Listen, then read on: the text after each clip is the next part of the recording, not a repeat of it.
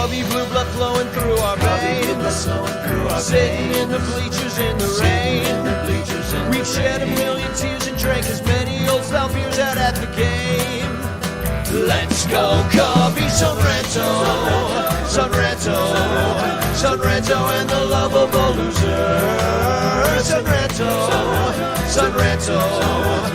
Ranto and the lovable losers. Ranto.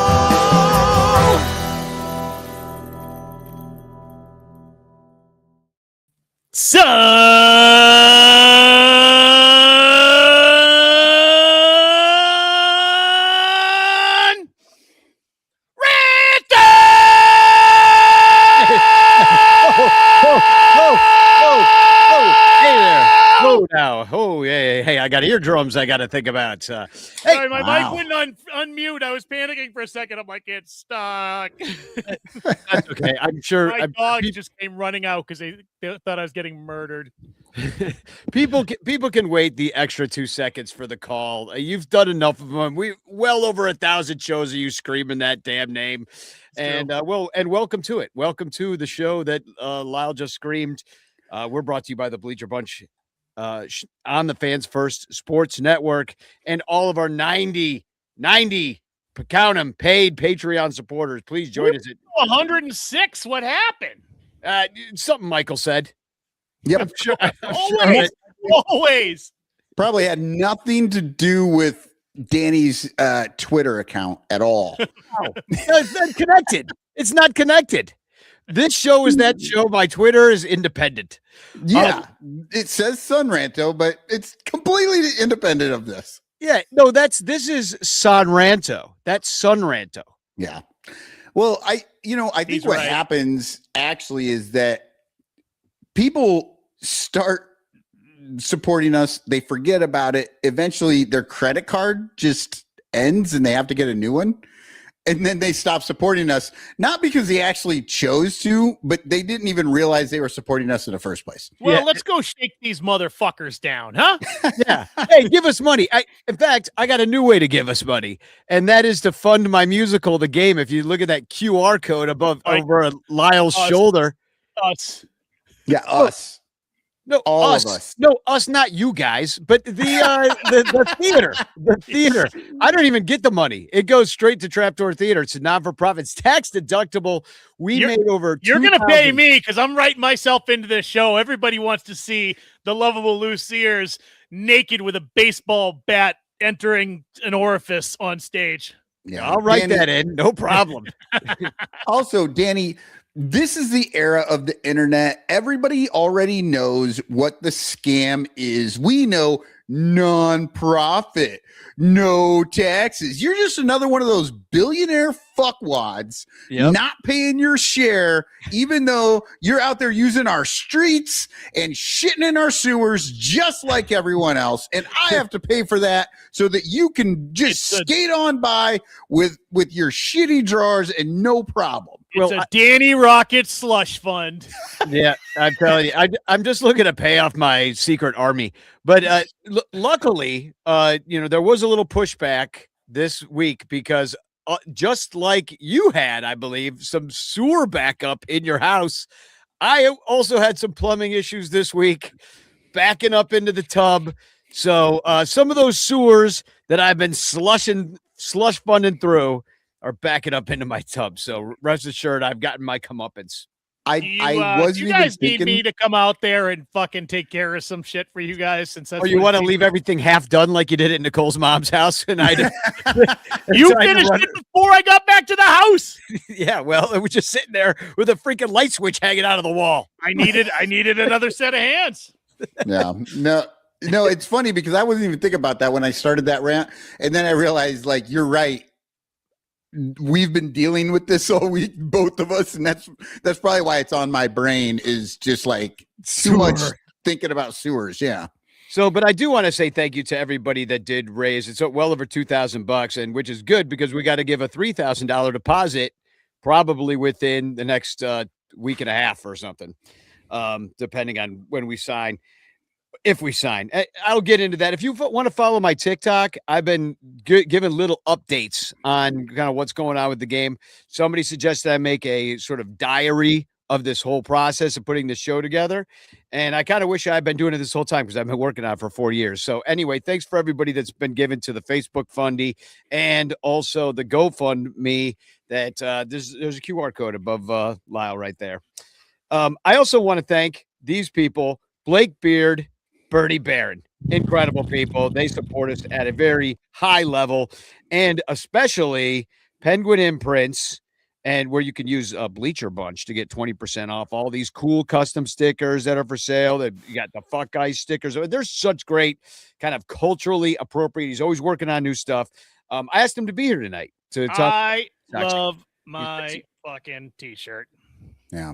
Yeah, it's incredible guy too. I love Tom. So support him because he's got a business. And yeah, he's actually got a new, not a new shirt, but for Native American Heritage Month, it's a shirt that the money is supporting Indigenous women who have gone missing, which is like insane. Like it happens so much. And so if you go to penguinimprints.com, you can get that, and it supports Indigenous women's funds.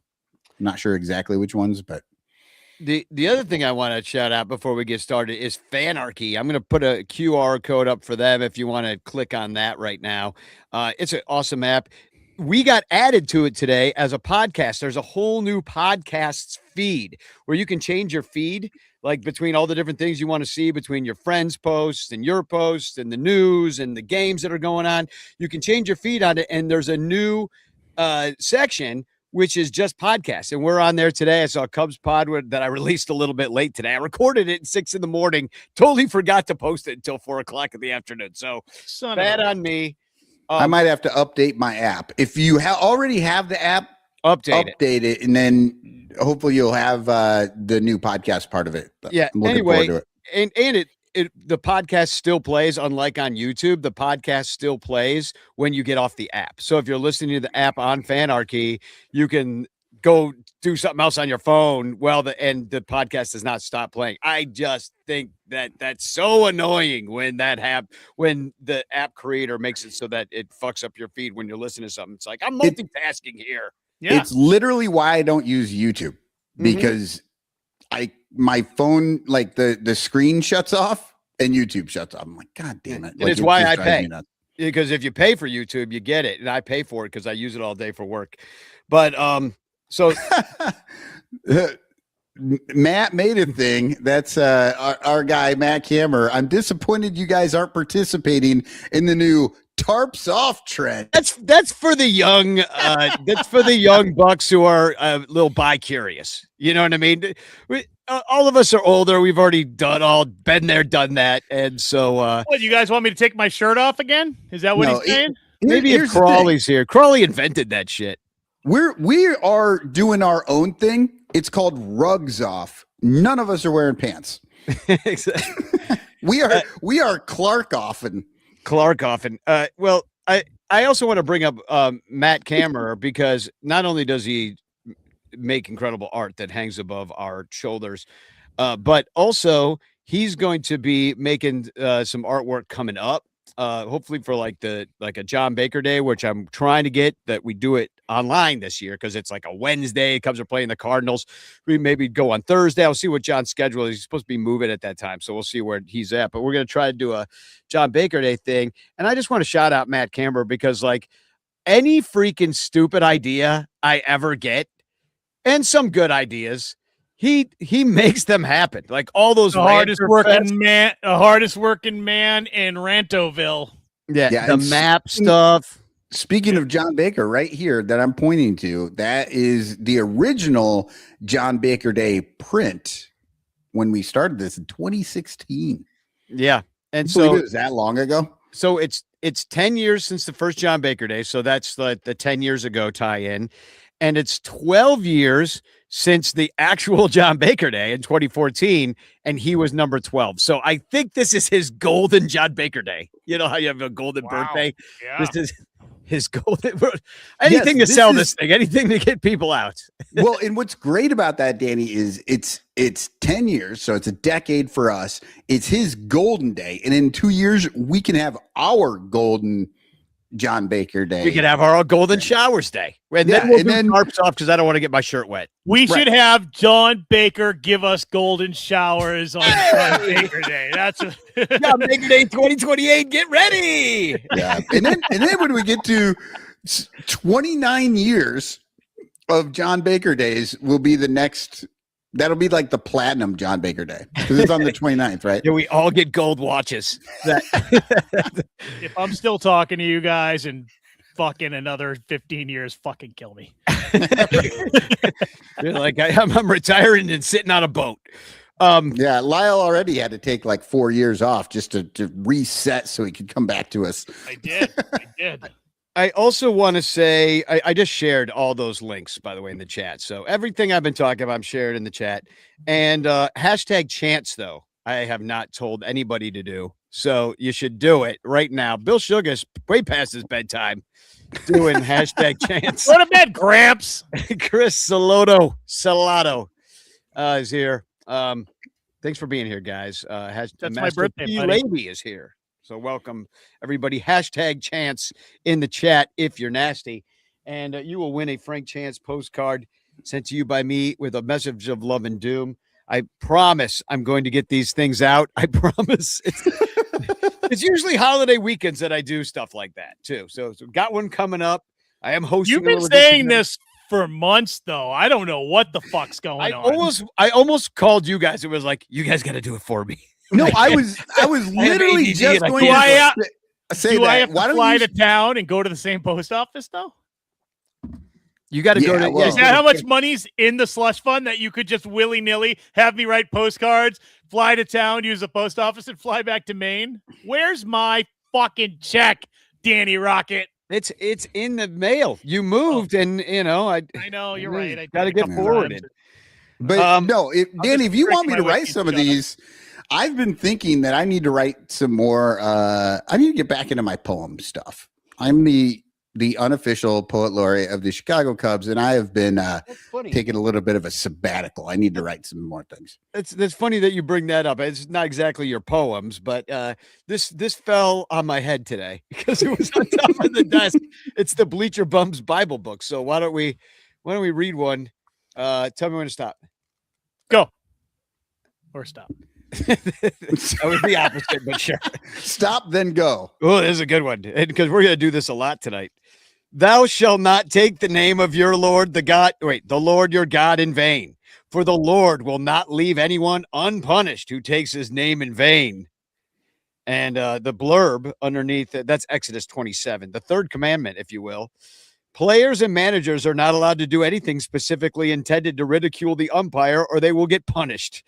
Leo DeRocher, Cubs manager from 1966 to 1972, knew all about this since he was ejected for showing up the umps 94 times in his career, which was second all time when he retired and is still tied for third even now. So Leo the Lip. Bobby passed him, right? R.I.P. Yeah, Bobby Cox passed him, and Bobby Cox. I think who is you said it Cox. was that giant. I think it was the Giants manager that was number one at the time, the old Giants manager. But I can't think of it. Like the New York Giants. Oh, yeah, right. Who was it? He's only one of the most famous baseball players in the history of the game, and we can't think of his damn name. Anyway, I'm too old for this. I don't have recall anymore. Right. That's help awesome us that out. you read that, Danny. And let me just say, you can go find that on Amazon and buy it, and you will see that every review says it's the greatest pooper book because shitter was not allowed on Amazon reviews. It's the greatest pooper book that's ever been written. John McGraw. John McGraw. Jesus Christ. Maybe it was Tug John McGraw. John McGraw. Remember Tug McGraw's hair? He looked like Chucky before Chucky was even Chucky. Yeah. Remember he had that like kind of bold Buster Brown haircut?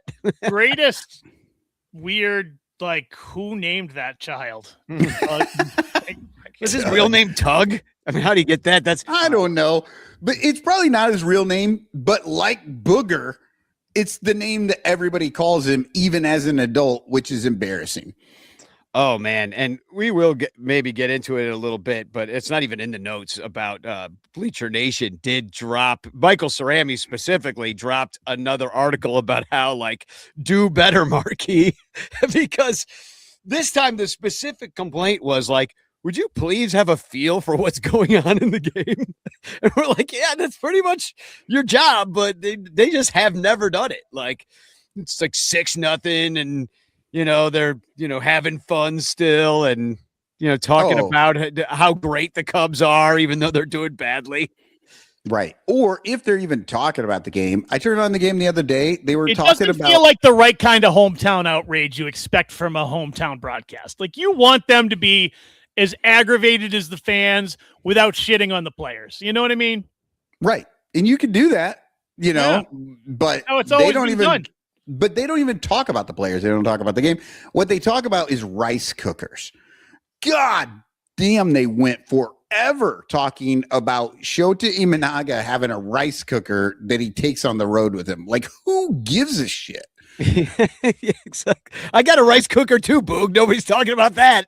Yeah. I guess I don't bring it on the road. That's the thing. But like, a lot of people do that. They'll have their is that the thing, Danny? You think if you fucking put your rice cooker in the backpack, people would talk about it? Yeah, right. Well, I'm going to start bringing a rice cooker just to see if I can't get a few more likes. I want you to bring it to the fucking game, and I want you to hit Boog in the fucking head with it. Right. Fucking whip it at him right in his face.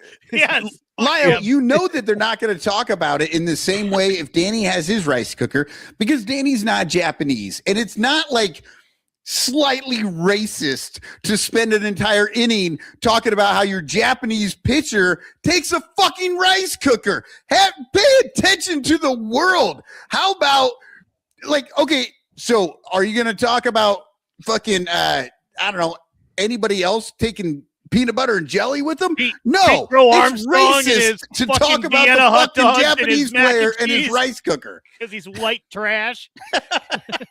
So I agree, Mike, and that's kind of part of the problem. You're just like, fucking, it doesn't. Yeah, exactly. Well, and specifically, even from a baseball standpoint, what drives me nuts about the broadcast these days, and I don't really tune in anymore. Like I'll have it on, but in mute, so I really don't know what's going on about it. I'll just see when something really egregious happens and everybody's complaining about it. But I did manage to catch a little bit of this one where a Bregman hit like hot shot down to third was called having a 19% chance of being a hit. And I thought it was like the fucking dumbest thing I've ever heard. I'm like, first of all, that's like 19%. Like, I don't even know what to do with that number. It's like somewhere in between, like, it's not a huge chance it won't be a 1 in 5, you know what I mean? But then I thought about it. It was like, no, it was a hit. So it had actually 100% chance of being a hit because it was a hit. And then you looked at it and you're like, well, actually, the third baseman probably should have caught the ball and gotten him out. So that probably should have been an error, but they didn't call an error because he didn't throw the ball away. He was just safe, but he just took too long. And and so and I'm like, wait, why am I thinking about it's just a fucking single? It's just a single. Why did somebody be like, oh, I wonder how the chance of that to be a hit was? Because nobody would have thought about it because it doesn't fucking matter. It doesn't matter. Right. Oh, and that is Boog's MO right there. He will fucking start talking, and I have gotten sucked in at times, and I'm like, oh, wait, he's saying something that actually sounds somewhat interesting. It's about the game. It's about the pitcher, and he's talking about the arm slot, and then he just stops talking. And literally this happened. JD goes, so Boog, why did he change his arm slot? And Boog was like, oh, I don't know.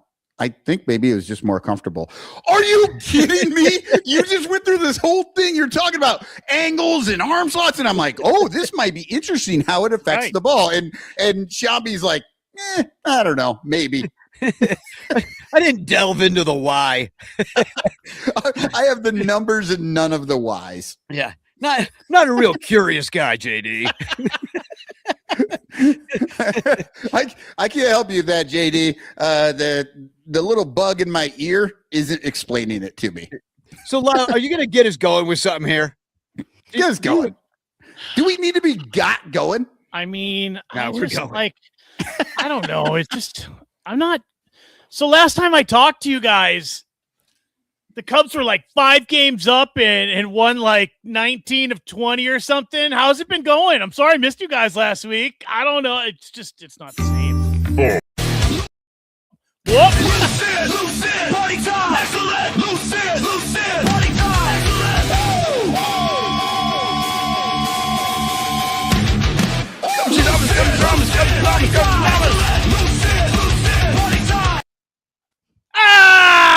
How you like that, baby? I am the lovable Luciers, and this is Dispatches from the North Side, the Gonzo Report, Chicago, Illinois. The fucking corn dogs are ash. The old style tastes like the regret Danny had when he pooped in the trough. And somewhere on the South Side, a man named Edgar Quero, who was hitting 0-8-3 in May, walked off the Chicago Cubs with a 2-run homer in the 10th while wearing the biggest smile you've ever wanted to fucking punch. Welcome, friends. Is everyone okay? I'm not okay. Let's go. The You Cubs shouldn't be okay. Oh, you shouldn't be okay. The Cubs went 1-6 since May 15th. 1-6. And what are they? 2 of their last 8, and it's worse from there. The best team in baseball went 1-6 this week. It's a week this franchise does. In a week, I mean, they fucking dissolved, man, right in front of our eyes. Dissolved like a fucking paper towel in a car wash. Like, let me walk you through this beautiful catastrophe. The Chicago White Sox. The Chicago fucking White Sox, a franchise that finished 41 games under 500 last season. A team whose fans spent last summer learning to love losing as a personality trait, who's got fucking broads in the outfield yelling at our fucking star player. A team that by every available metric should be bringing us coffee and calling us fucking sir. Friday, the Cubs won 10-5. Fine. But Saturday, Jameson Taillon gave up a career-high 5 home runs in 5 innings, included a 428-foot nuclear warhead from, wait for it, Munetaka Murakami. I can never fucking say his name. Oh, are you kidding me? It's the greatest name in baseball right now. Munetaka Murakami. I say it just when I wake up in the morning. A rookie who had gone hitless in 6 of his last 7 games. Is that what you say when you come, Mike? Cubs got obliterated 8-3, 5 home runs to the fucking White Sox in May. I want a refund on this fucking series. And Sunday, the Cubs scored 8 runs, battled back from the dead, tied it in the 9th on a Michael Conforto 3-run bomb, took the lead in the 10th, and then Edgar Quero, a man who had gone 4 for fucking 37 in his previous 15 games, hit a walk-off 2-run homer to center off Ryan Rolson to end it 9-8. Quero said, did you hear this fucking quote? And I need to I want you to fucking sit with this, Danny. He said he had visualized it the night before. He manifested a walk-off against the Chicago Cubs using the laws of attraction. The White Sox beat us while fucking journaling. He did The Secret? Yeah, they fucking beat us using journaling. Beat us with the fucking healing crystal and a tarot card. Fucking beat us with some new age yogi that felt up all your wives while you were at work. I need to fucking lie down. Then Milwaukee came to town. They came to fucking Wrigley. The Brewers, you know, that place where Schlitz beer was made for 177 fucking years until this week. Fucking bullshit, I tell you. Anyway, our division, our house, the Ivy, the Bleachers, 3 fucking games, 0 fucking wins. Monday, lost 3-9. Tuesday, lost 2-5. Wednesday, shutout 0-5. Can you believe that? They got fucking shut out. Ugh.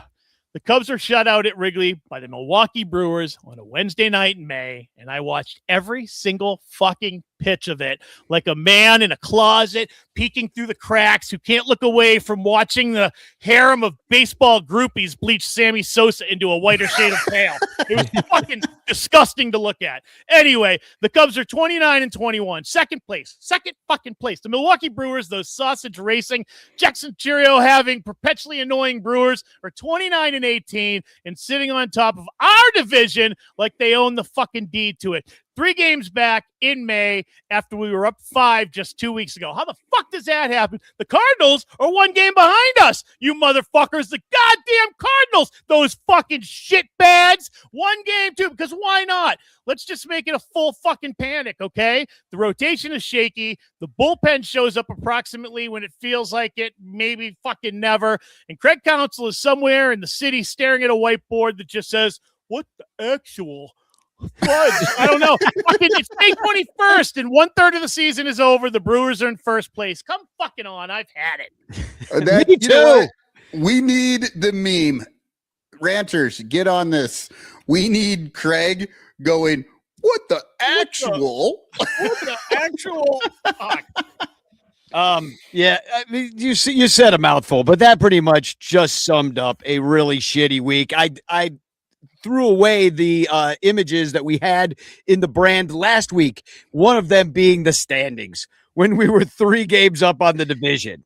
Guess who else threw that away, Danny? No, I threw that away and added a new one. Jed Hoyer. But I do want to chime in real quick with a brand new song, and there's 2 versions of this song. It's SMFDB. This is a great song. And this is a brand new song that I worked on with Pete Crow Armstrong, because the thing is that people don't realize that they told that woman, if you can call her that, and I'm being generous, that woman broad. She's from the South Side. She's a broad, and I say that with respect because I come from a family of broads. I was going to call her a Karen. She's at least a Karen in training. She's got that Karen hair. She's one little haircut away from being a full-fledged Karen. Yeah, well, she's about to get married and go full-fledged Karen. She's holding that shit off until her wedding. That was her bachelorette party or whatever it was. I feel bad for that guy. Well, I think the guy I think he was wearing a Dawson jersey. I think that guy was Sosa? The Sosa guy? Jersey. Yeah, I think that was her fiance. Oh boy. Wow. Can you imagine living in that house? So she's marrying a Cubs fan and she laid into PCA like that? I'm not 100%, but I'm pretty sure that's what was going on in that moment. Yes. She's like, I just can't take this heat, lady. I got to go. I just keep the rig. I got to go. I'm out. So, all right, let's hear this fucking song. Can I just say that she completely misheard what Pete retorted to her? Because what he actually said was his new sponsor, Truck Stop Funky Chip Mix. He said Truck Stop Funky Chip Mix because every time a fan talks to him, he just tries to sell this new truck stop food that he's trying to peddle to people. So PCA has Chip Mix. It's hard to say. Yeah, PCA has a big wad of the Truck Stop Funky Chip Mix right there in his lip. Look at him. Yeah, exactly. He loves it. Well, he puts the green part of it in there. So here's a little song, and there's 2 versions of this song, but here's the clean version of the song. Okay, so enjoy.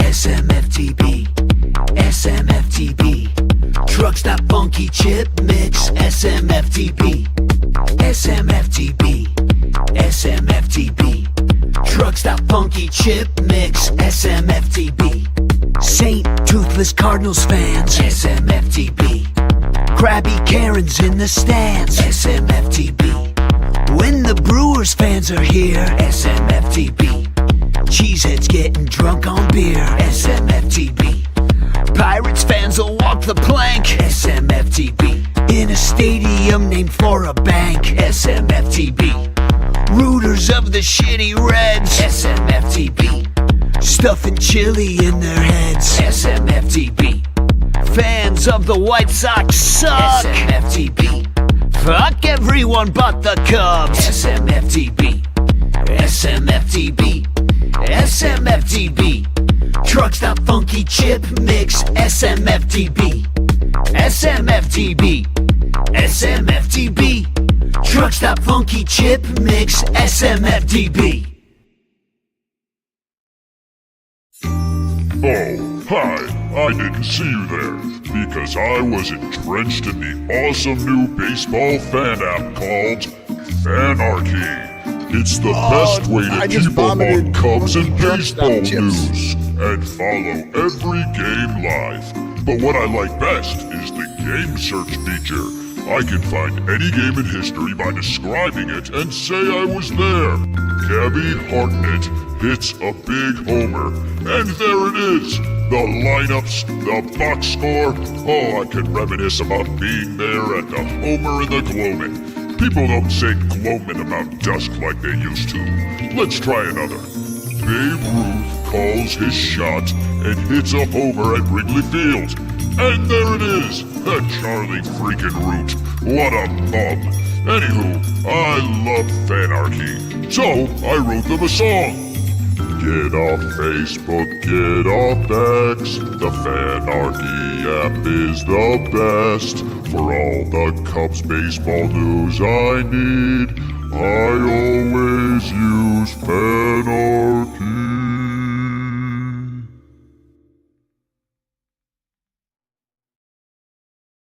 Truck's God, not that was- funky chip mix. I have to say, I'm a little offended by the Truck Stop Funky Chip Mix. I was really into the original version, and that version just left me, I don't know, Hungry? wanting more. Wanting more Truck Stop Funky Chip Mix. Exactly. Yum. Well, every single guest of the Sun Ranto show is given a bag of Truck Stop Funky Chip Mix. And so it comes with your chance card. our next guest will be looking for that coming in UPS or DHL package, whatever's cheaper in the mail. Here he comes, Mr. Eric Wheelo, our Brewers fan friend who we let hang out with us. I just want to be the first to congratulate you on winning May. God damn it. October is Is not really, this what we're doing? We're doing this again. Eric, where Winning the fuck May. are This you? is what we're doing again. Hold on. No, what we're doing here is we're congratulating you because your team beat the shit out of our team. But what we really want to know is, are you in the forest? Is that like where the fuck Are you looking for some woods porn or something? Yeah, no, dude, I'm in the tropical rainforest looking for the Cubs fucking balls because we just chopped them off after this 3-game series, motherfuckers. why would they be in a rainforest? Are we trying to plant them? And I don't create know. a They're new- definitely not in Chicago. Where were they? That There's is a White apparent. Sox fan Yeah. Dude, out beyond the fence that knows exactly where they are. yeah, I'm at a fucking Dave and Buster's tropical theme. I don't know where the fuck I am, guys. David Jesus Buster's, Christ. they got a Yeah. tropic theme now thing, man. They're just You should try some shit. Yeah, this is Jimmy Buffett's backyard. I don't know what you want from me. Look, Lyle, I love the energy you bring to this podcast. I love that rant you went on, but I had one problem with it, and it was you calling it your division. Like, this is your division. This is what we're still trying to argue. Yeah, well, yeah. But this is It's this supposed is your division. We've won it 5 out of the last 6 years. How fucking delusional are you guys still that this is your division? One of those is a We're just- COVID year. Wheelo, I hold didn't- on, we- hold no. on.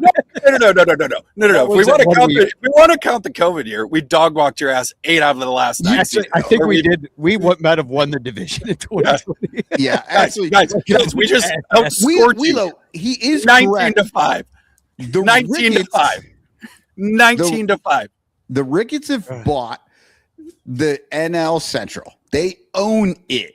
It is Okay. theirs. They have spent all the money to own it. And Okay. for some reason, the Brewers keep walking in and shitting right in that, that fucking front room that people have with the white carpet and nobody gets to sit in there. The Brewers just keep shitting in that Ricketts room. And even though we own the division, the Brewers shit all over it, do whatever they want with it because we can't fucking stop them. Bill Sugas brings up that The only point you have that not you- won yeah, any NL yes, championships or Thank you very pennant much. or- yeah. When's the last time you won? What, like Just 11 reading the years chat. ago?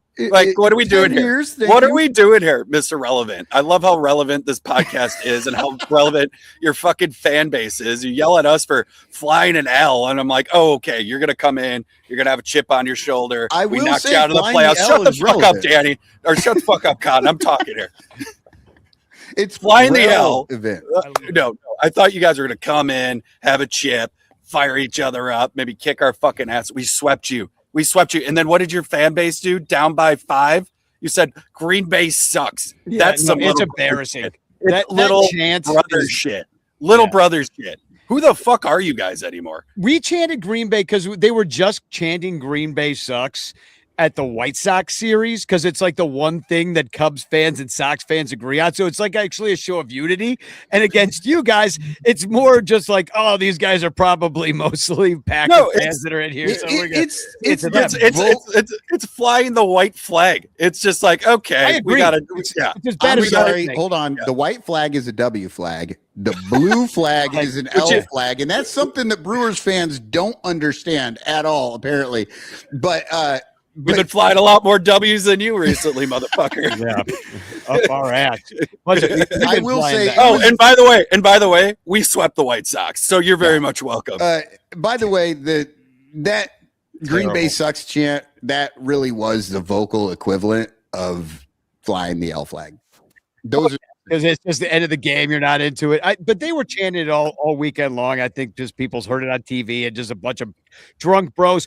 I mean, you got to talk about this tarps off thing. Because that's, the Cardinals are doing it. I bet you it's going to spread. I could see more and more fan bases picking up this tarps off thing. I don't think it'll just stay with the Cardinals. But they had like 4 full sections of dudes taking their shirts off and waving them all around. Well, I'm waiting for the civil rights action when one single woman takes her shirt off and she gets fucking tossed while the 8 sections of men stand there, whipping their shirts around their heads. It's insane. It's a total double standard. I'm totally for women being allowed to do it too. Anybody should be able to take their shirts off at any time. We're all for it. Yeah. But Clark gets to take his pants off.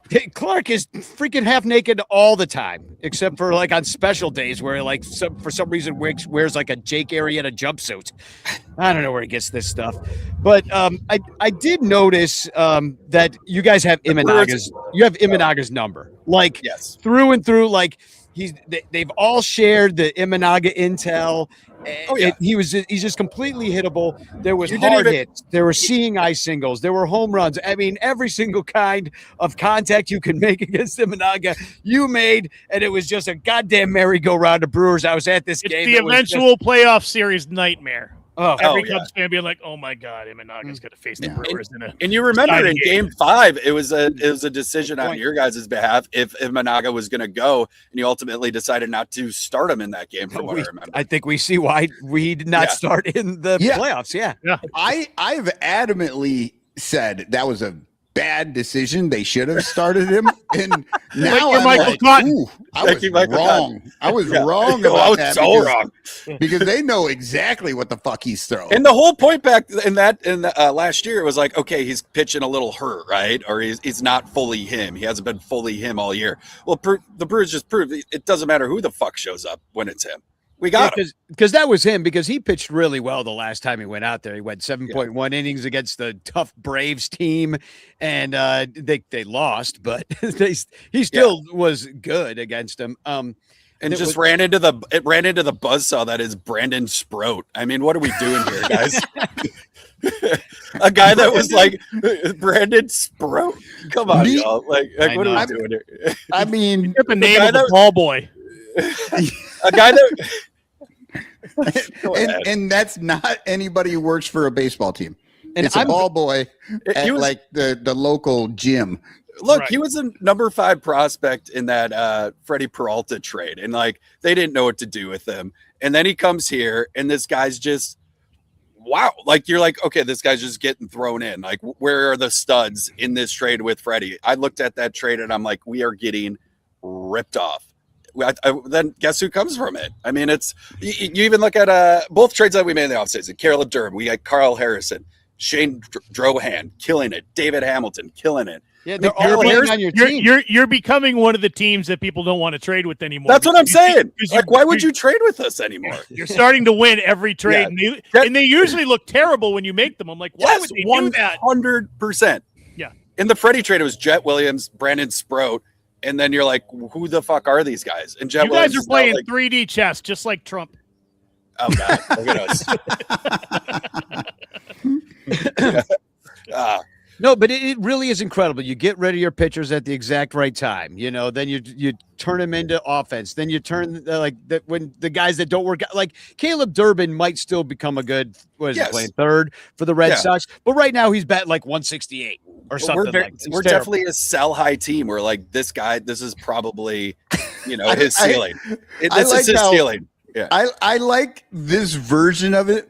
We're a sell high team, not a. We can't afford this guy next year. No, we're not you. We're team. not you. And may I remind you, would you guys have $422 million of new contracts in the offseason for your team, either through free agencies or extensions? You know how much the Brewers spent in free agency this offseason? $1.5 million, motherfuckers. Look, hey, Wheelo, let me explain. Really well-run team. You can't spend like a lot of money unless you're trying to replace a player who is too important to trade. I mean, you can't get Bregman to replace your third baseman for no reason unless you spend a lot of money. I don't know what you're not understanding about the process. Don't you know how freaking big-time baseball works? No, I have no idea. I have we have like Christian Yelich what on a came out of my 10-year mouth. deal. Yeah, Christian Yelich, 10 years for like $176 million, and his back goes out. Like, that's what we're great at. Once we sign a guy, inevitably he gets hurt. That's what we're great at. Well, and how about the fact that he comes back in his was that his first at bat? No, he came back in the series before that, and but he was playing sparingly, like kind of working it in. He didn't do any rehab assignments. Didn't get worked it in against us. His Worked first it in. at bat against us, he hit Worked a it freaking in. dong, and Worked it then in. they were off to the races that night. Guys, let's talk about Craig Counsell. I mean, Let's Rat not. face? how do we feel? I mean, I remember it was like Christmas morning We are when you all guys in signed agreement.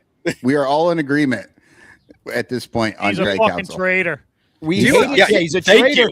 Thank you. He's a traitor. He is a traitor to his people. No, he is. But the people of Whitefish Bay should run him out of town on a rail. They really should. They're like, you can't live here anymore. Pass a law, a referendum against getting that traitor, or make him make his own. And they have to call it like Pooh Fish Bay, and that's just his house. Oh God! Is it That was just his house. with every game and every season? It's just becoming more and more evident that Pat Murphy was the guy that was pulling the levers behind Bench Craig Counsell. coaches often are. It's more and more evident. Just like I said, every time you guys make a trade, I'm like, it looks like the dumbest trade ever, and you just wait 6 months. You're like, God, they're good at this. Yes. Tampa So- Bay has been the other team over the That's years. the other one, yeah. And I'll say this: the #1 farm system in Major League Baseball currently. Yeah, because we know that there's some guy at AAA that's going to come kick our ass in the next series. Like, Yes, we there know is. he'll There like is. strike out 9, and we're like, who is this guy? Can I just say I hate this podcast right now? I hate everything that's fucking happening We right have this to moment. be honest with the situation. We though. have to be honest, Look, but I Well, really don't Michael, like that but we have to like. At least Council has Jed now. That's true. That's No, an I mean- extension that you're gonna never live down. Oh my But God. that is You'll never fire him, and he's stuck with you guys. He's there forever. I mean, you yeah. want to know why the he's Cubs like are the bad? Tribune. It really is Jed Hoyer, and you want to know why he picked up the wrong guy from the Brewers? Because he's Jed fucking Hoyer, and he does not know how to identify talent. He's there are numbers. The numbers do not equate to anything, and he just fucking like goes with those numbers, and it's stupid. I hate it. Yeah. Oh, it's awful. And I'll also say the Brewers, also Brandon Woodruff. You know, this huge thing of like the Cubs are hurt. I understand that, right? Your staff is decimated. Everyone's But we everybody's hurt. We hit you with Imanaga. He wasn't hurt. But this is the point I made. It's The like ZRA got hurt. The offense wasn't hurt for 20 out of 26 games. The offense was fucking fine. And then Cabrera, who was one of our main guys in the last game, he got hurt during the game. But like, you know, he was supposed to be one of our guys. He gets a freaking blister. Like, what the fuck is that? And then the middle guy wasn't supposed to be in the rotation, Ben Brown, but he actually he was the best one of all of them. And he's been amazing against the Brewers. Like, for some reason, he's had our number until, PCA decides to just shit the fucking bed, but it's what it is. So it's 5 fingers of his. Why- 5 finger Brown. But here's my Why- question to you guys. Like, do you think, like, if you had a Matthew Boyd on this team, Justin Steele in this series, it goes differently? Like, tell me historically what the fuck Matthew Boyd has done. He had the one good year, right? But the past 6 seasons before that, where's We the history never that this trusted- is the guy? We never on this show. We never trusted that Matthew Boyd's arm wasn't going to burst into flames. We Justin know Steele. Justin Steele. Every good outing was shocking. Yeah. Justin Steele last season, 5-5 last season with Justin Steele. 11-13, you guys finished in games he started. How does he fix that entire rotate? Like, where? Like, I'm just trying to understand. It's like, I get you're hurt. Him being available. Innings eaters. Yes, him being Wheelo, available. you are making a mistake here, and I don't know if you have a head injury or something, but we are in 2026. Pitchers haven't hit in like 3 years, so there is no way for those pitchers to make our offense any better, and that's. But nobody's fucking hurt on your problem. offense. No, but that's the problem. That's the problem. Our offense did jack shit against the Brewers. Yes. And you want to know how a pitcher's going to fix it? They're not. We But need that's your guys who complaint. hit the We're fucking ball. hurt. We're hurt. That's Well, why we are- this is starting. And here's the big thing: Our is offense is not hurt. It's not, They just and that's fucking the suck. point I'm trying to we make. don't have we don't have starting pitchers that can go that long in the game right now. Imanago No. is probably our best shot because Cabrera doesn't seem like he's. So you're going to burn these arms out, and it's like, when does the Exactly. cavalry come in? This is only They're going to already bleed the burned longer out. the season goes. We've already got the freaking reserves in there. Like Yeah. we don't like the what's that guy Hunter Harvey. We're Oh, never going to see this guy. He's just Wasn't done. that my pick of guys that were coming Double up? H. Yeah. Double H.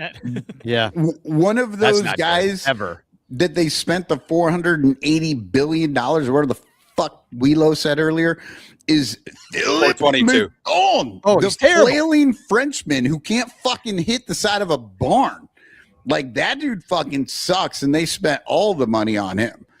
Like, our fucking pitching is a goddamn nightmare, and Craig's the guy that's supposed to be the whisperer, Right, bringing and that in Brewers February- mentality. in February, everybody was like, the pitching's locked down. We're good with pitching. We really want to see what the offense might do. And then in April, it's like, oh, the offense is the greatest offense we've ever seen, but the pitching has all been murdered. So Well, and right now, I think we're in a situation where we're certainly not doing anything with runners in scoring position. I looked up those numbers, and we are like bottom 7, 8th, and We're right there with you. No, you're not. You're In not. terms of runners in scoring position? Yes, you're the 4th best. Are we really? Yeah, you're 289. Shit. But Maybe Braves it's are just number been the one. last 4 series we've been god awful. no, I think the big thing with the Brewers is that they don't hit tons of home runs. Not at all. You score runs. Yes. You just don't hit home runs. And you see where that gets you in a series against the Dodgers, though. Like, it's like if you get nervous, you get buttoned up, you don't have the bopper, you can't keep up. So it's like, we'll grind you out in the season. And, everybody says on here, it's like, what do the Brewers do in the fucking playoffs? At least we're in the dance, but is it winnable to get you to a World Series? Like when the Royals did it back in the day, when that gritty team, Tampa Bay, finds a way. It's like, can we do this now in the current state of Major League Baseball when you have the fucking, Dodgers spending every last dollar on every bit amount of talent in the world? I don't know. And they're not spending any money actually because they're deferring everything. It's just Yes. they are a Ponzi scheme. I don't even fucking understand how it's allowed. But that's I would say the another real. time. Oh, I would say the real thing that's hurting the Brewers at this point is because the Brewers are out there fucking winning divisions. They're out there winning divisions. They're taking control of the fucking thing. They win the division, and now they have to go through 3 or 4 or 5, how many ever fucking rounds it takes to get to the World Series now. That hurts the Brewers. The Brewers need old school East and West where they only have to beat one team in the first fucking division for 5 games, and then they get to go to the World Series. That's going to help a team like the Brewers. Especially in the NL, which is a powerhouse. I mean, the NL is so much better than the AL right now. The AL is so poverty. Like they've got like look at the AL West. We're going to face the A's at some point at Wrigley. I was looking at the schedule, and they're in freaking first place, a game over, and but you look at around even the AL East. What's going on there? That's always a powerhouse. Not this year. Mm-hmm. Nope. And like, Lyle, what are the Red Sox right now? They're like they're really, really, really bad. Yes, because they got Caleb Durbin. They got Caleb Durbin and Andrew Monasterio. That's what happens. Yeah, you just did business with the Brewers. And now you're fucked. You're fucked. Oh, and guess they took our GM and David Stearns to be their head of whatever player development management, overseeing everything. And what have the Mets become after that? Yeah, like you leave us. Yeah, it's like dumpster fire of a clusterfuck. Yeah, we haven't. The Brewers haven't even seen Quinn Priester yet, and he's won 15 What games. nobody understands is behind the scenes, the man like controlling all the things there in Milwaukee is Bernie the Brewer. That is, and he's drunk as shit. The man behind the mask, like the Wizard of Oz. He is the Wizard of fucking Milwaukee. Yeah, you walk into that hut and it's just nothing but fucking computer screens, even and AI. Yeah, even being a realistic Brewers fan, going into a season and being like, we're rolling in with this team, like no bop, no power, no batting average, nothing. On base percentages sucks at third base. It sucks at fucking shortstop. You know, we got young people, like who's going to do it? And we always find a way, but you never feel confident about it. And it's like, I get why all the pundits, everybody on this podcast, like you always pick us to finish third every year and we end up fucking taking the division. Yeah. I know I said pundits and then guys like you on this podcast. But it's wild. Every year is wild for me. It's like it's a fun. I think the best part of being a Brewers fan, going in with no expectation, but you're like we're gonna be gritty. We're gonna figure it out, and then you do, and you're almost like surprised. It's fucking fun, man. It's great. And what's ridiculous is right now we've got like Kevin Alcantara in AAA, like hitting the cover off the ball. I think he's leading the league in the minors in home runs right now. And we're like, no, we're just going to let Ian Happ strike out 13 times in a week. You know, like what is going on? I'm sorry, greatest Danny, man to ever put on the powder blue pinstripes, Danny Rocket. I will have none of this Ian Happ hate. They gave him a no trade clause. He is the left fielder. No one else will ever play there as long as Ian Happ is in Chicago. Alive. As long as he's alive. Yes, they're going to sign him 4 more times. I will give you guys 2 names in the next series that you will probably see from the Brewers, and that's Cooper Pratt and Jet Williams. They're in the top 100 prospect rankings at MLB. Jet Williams, I believe we got in the Caleb Durbin deal, and then Cooper Pratt. It's a homegrown guy, and we just locked him up for like 8 years, and he hasn't even touched MLB for what, like $50 million, $60 million, already locked in. But like these are the names. Jesus Mate. He's going to be Jet Williams.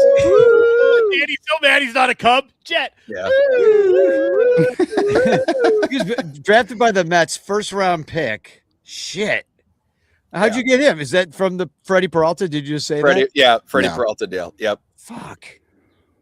God damn it. I mean, yeah, and the Cubs never make those deals. We just hold on to our guys until they languish. And then guess what? Somebody on the big league team dies, and that's the only reason they come up. You will trade for Freddie Peralta because you're going to need him. And you're going to get a guy that can't go more than 5 innings, and you're going to love him, and then you're going to love him even more when you don't re-sign him. So just give up the farm. Go for the push. I want you to be good enough or you're forced to make that fucking move. I keep saying this, Wheelo. I'm so glad that the Cubs are just all in this year and decided not to go for it last year. That's the best part about this season is remembering how last season we had untouchable players that they did not want to part with, and they were not all in because they wanted to keep a team for 2032. But this year, we're all in. We're just going all out. Yeah, who's our Michael Soroka? Who's coming? Yeah. Is it Freddie Peralta or is it Michael Soroka too? Electric Boogaloo. Who's the next ginger coming up? Yeah, this team is pretty gingerless. Well, we got PCA. Look at Jesus Mare, baby. I'm telling you, number one prospect in baseball. Who's he play for? Oh, I know. No, I saw he did some walk off the other day. It was going around like people are. No, every time I see that shit, I'm just sorry, guys. I have the same reaction to my inside. I'm like, we're fucked. We're fucked. You know what I'm realizing? You know what I'm realizing right now? I got to tone it down on this fucking podcast. I have to tone it down. We like to build you up so we can tear you down later. I know, but I'm so used to like coming in and it's like I'm fighting 3 fucking Cubs at the same time, and like I just had energy. Yeah, no, I'm just a Brewers fan. Just put a beat. You're a beer. A drunk German guy. Yeah, just fighting 3 bears, three fucking drunk bears. Like, what the fuck are we doing? Drunk German guy with blazing cheese curds. This used to be more fun when you had some fighting, you guys. You know? No, we don't. We're totally defeated. Like we have honestly given up. Yeah. In the bad part is notice. But here's the thing: the reason that we're like this is because we have now seen this how many fucking years that the Brewers just beat us, even when they don't have a team. And then, like last year, our team was the best team in the entire MLB. And Jed didn't want to go for it. That was not the year to go for it, so he didn't. This year, we fucking jump out. We're winning games like gangbusters. We're just killing it. And we have no pitching. So it's like we were talking about it last week, I think. No, we do. This shit's not, guys. It's not sustainable because we don't have everybody we need this year. So at this point, we're just like fucking defeated because the front office kills us every year. The front office kills us. But that hasn't even been the problem. The one guy that really blew up this week was Imanaga and Tyone. Those are supposed to be dudes that can do shit. Everybody else did fucking fine. The guys they weren't going to use. Ben Brown wasn't even in the rotation. He's doing good. Like they chose wrong in the fucking first place, and the freaking offense bailed them out. Now that they're going through a team slump, that's when they fell apart, because if you could win 10-9, they were winning that last game against the White Sox, and they fucking shit the bed. Bregman looks lost, and he needs to be leading that offense. Well, that always happens the first year of the Cubs. I was expecting that. Is like he'll hit 241. He'll hit 12 bombs. We'll just have to take what we get. We like to talk about the glory years of the Cubs, right? And you talk about who's that guy in that locker room, who's the David Ross, who's the Anthony Rizzo. And I think we had that same conversation about this team last year. Like, who's that guy that rallies the troops? Because it's obviously not Counsell. He's not the one that's going to do it. You bring Bregman in, and you're saying he's lost. They don't. He doesn't know what the fuck to do it there. PCA could be that guy, right? So why isn't? But he's too young. That guy. Yeah. But he's too young, right? I mean, veteran team, especially. You could compare him of like Jackson Churio and PCA, 2 similar guys, young talents in the outfield, future of baseball in a lot of people's opinions, right? But who does Churio have to rely on? William Contreras, Christian Yelich to show him the way. Like, it's already built into that locker room, and they just get to be a fucking part of it and be themselves. Where it's just like and I think what a lot of people are saying is there's too much pressure on PCA to be the dude. Do you agree with that? Well, yeah, maybe, and he's not. He's just not the captain guy, because he's too young for that. But I think that the maturity level, right? Is that there enough to be the captain? Oh yeah, well, he's got a lot to learn. Obviously, he's a hothead. But he handled himself well against the White Sox. Well, no, he wrote a brand new song. Yeah, we got a song out of him. He's always going to be good in my eyes. He got fined too, I think. I don't know. I didn't see the inspired Danny. He did get fined. What about? But like, you see the ball go under his glove, right? And the big thing is nobody's backing him up. Nobody's behind him. Where are the other outfielders? Like, they're just watching it fucking happen right in front of them as a little league fucking home run happens. I know. It's like, is it discipline? Is it that they're a little beat up, or is it that they just think that kid's so good that he's not going to do anything wrong, and then he does? Yeah, he's still back up the play, though. I know, but it feels like they're just like, well, he never misses, so just let it happen. And then when it did happen, but he just missed one the game before. 2 days in a row he missed. Yeah. They got John Shambi in their ear, who just talks all day long as if he's never watched a game. But all he talks about, because he doesn't want to talk about anybody else, is how good PCA is. And PCA is really good. but like when all you hear all the time, Has he been yeah, good you might since think you June don't of need to last back him year? up. That's what I'm saying. PCA has not been good since the All-Star break of last year. And who No, can that's argue not that? true. He has been good. He fell He's off not- from where he was, Yeah. but that was not like bad. He's been great in the field the whole time. Yes, And nobody's he fell arguing off that. to a normal hitter, and now everybody's like, "Oh, he's terrible." He's not. He's still good in the field, and he hits like Nobody's it's his arguing second year in the league.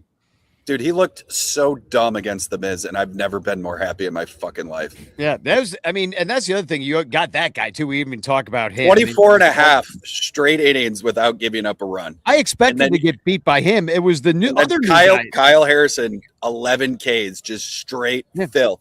Cubs Rose strike out half the 97, time. He's and it's- awesome. He's dude, fun to he is- watch. He's As, cool, man. Just as a baseball fan, I like him. Lyle, why Thanks, did man. why did the Red Sox make that trade? I mean, dude, I don't fucking know, and I don't really want to talk much Yeah. about it, but I love him.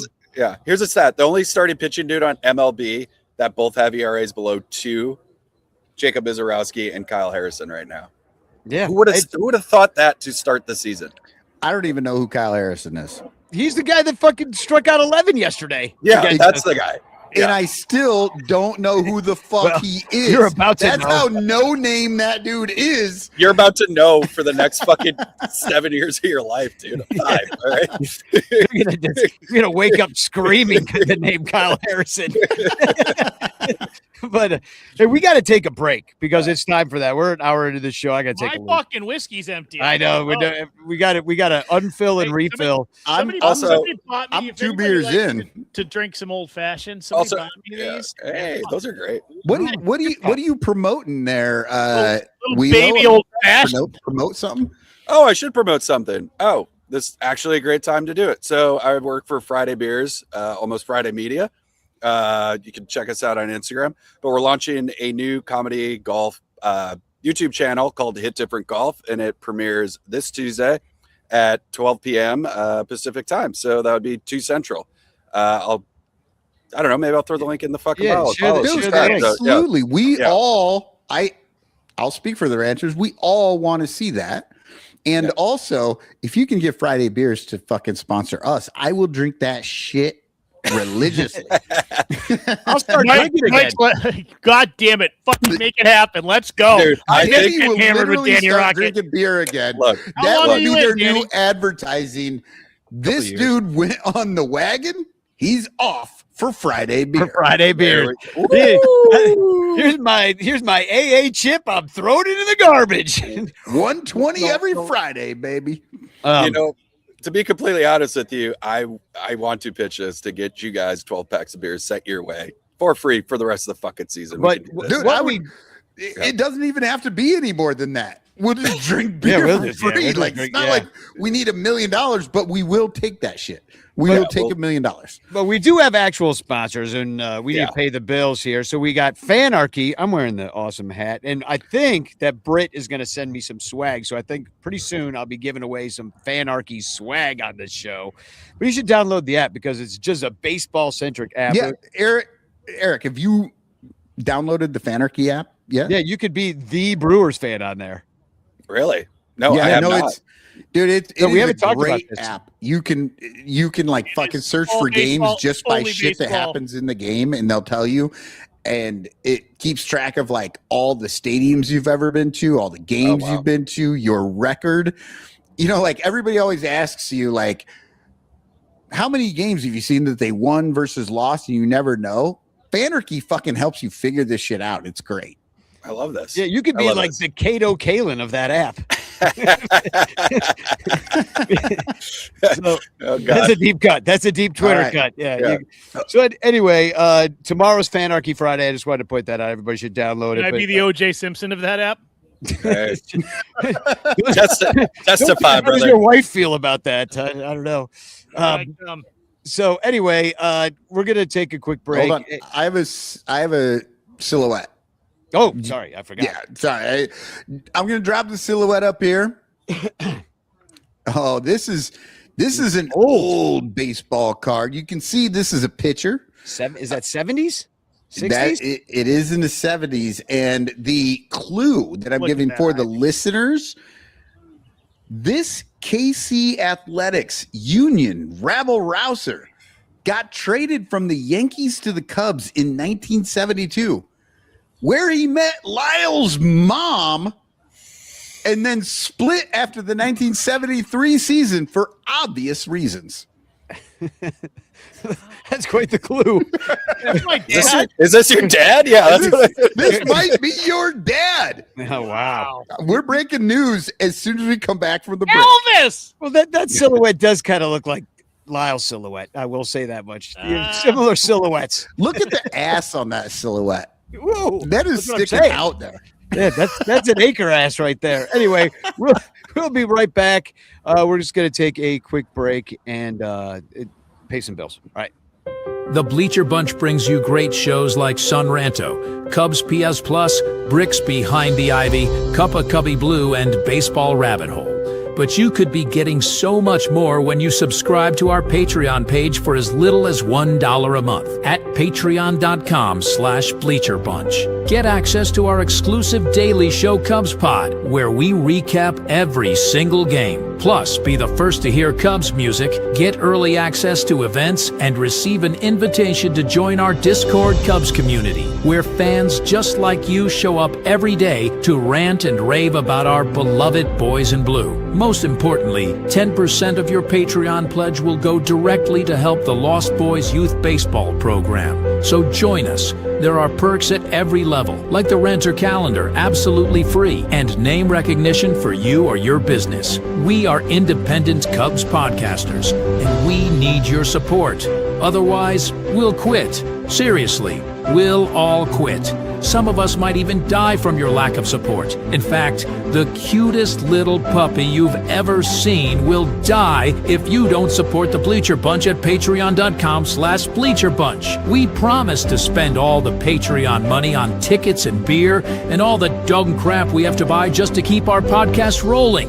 So give us your money, and we'll waste it far better than you will. Patreon.com/bleacherbunch. Free trials are available, but don't do a free trial. Just join, okay? Okay. Patreon.com/bleacherbunch. In the clutch, in the clutch. Buy t-shirts from In the Clutch. Take it from the Bleacher Bunch. You'll love the shirts from In the Clutch. In the Clutch shirts are comfortable, stylish, and guaranteed to get you laid. Plus, they're proud sponsors of the Bleacher Bunch. Use promo code Bleacher Bunch for 10% off your purchase. Nice to feel and soft to touch. That's why you will get laid so much.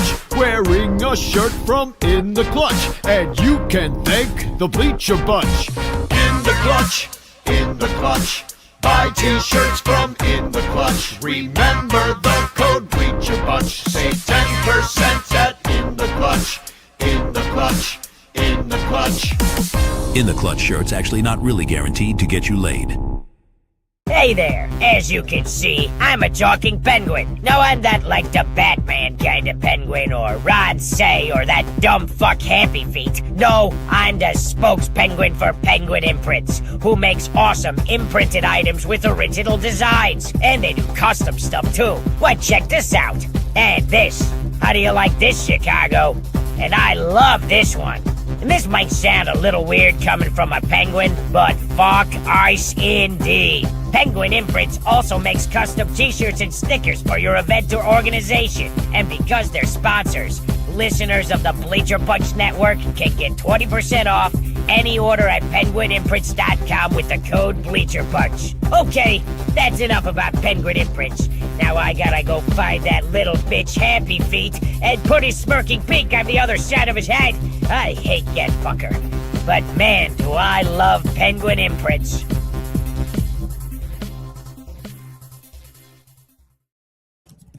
You know, before you tell us, Michael, it's one of two people if you think it's my dad.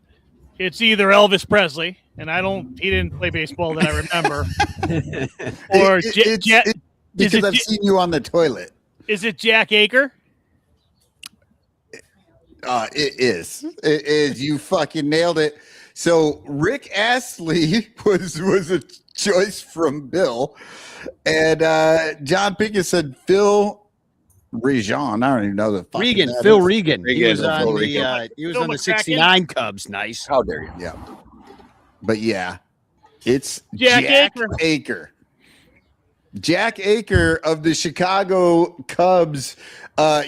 So he like I said in the clue, he was the head of the union for the Kansas City Athletics before they were moving to Oakland, and he caused all sorts of fucking shit. He really got into it, which made me think it really does fit in with Lyle. Like that's kind of Lyle's thing as well.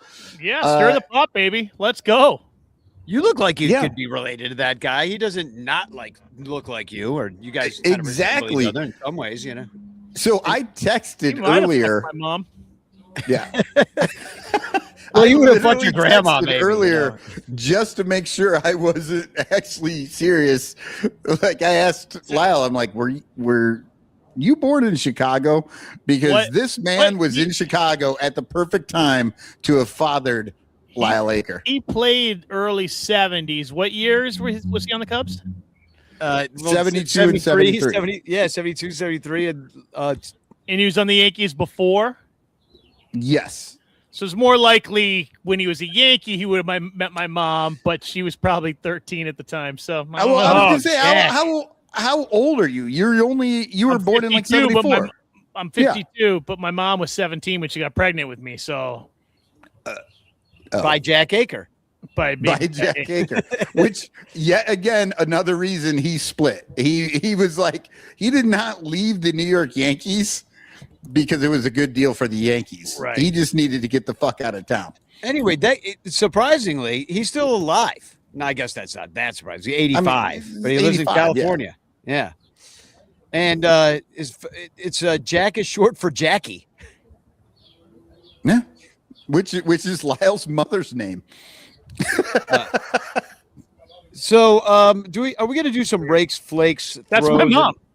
So, Eric, I'll give you the out. You don't have to stay on here because we're going to talk about the Astros. I'm great. We're going to talk about. I'm just hanging out. I'm hanging out in the yard. So this is actually where I am. What a nice place to talk about baseball. Is that in California then? Yeah, this is in Los Angeles. Yeah.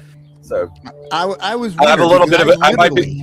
I have no idea where you were. I thought you were. It seemed like Florida.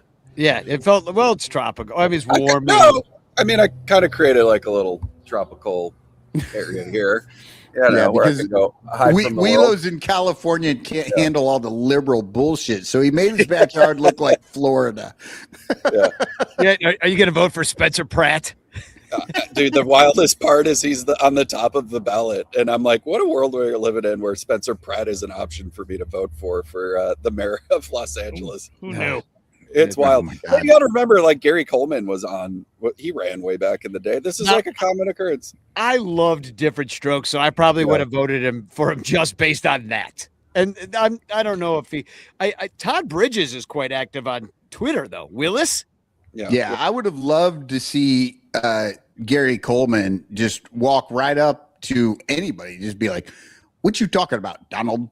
Like whatever the fuck, anybody he's talking. What you talking about, Donald? It's really all you need is a good catchphrase. Yeah.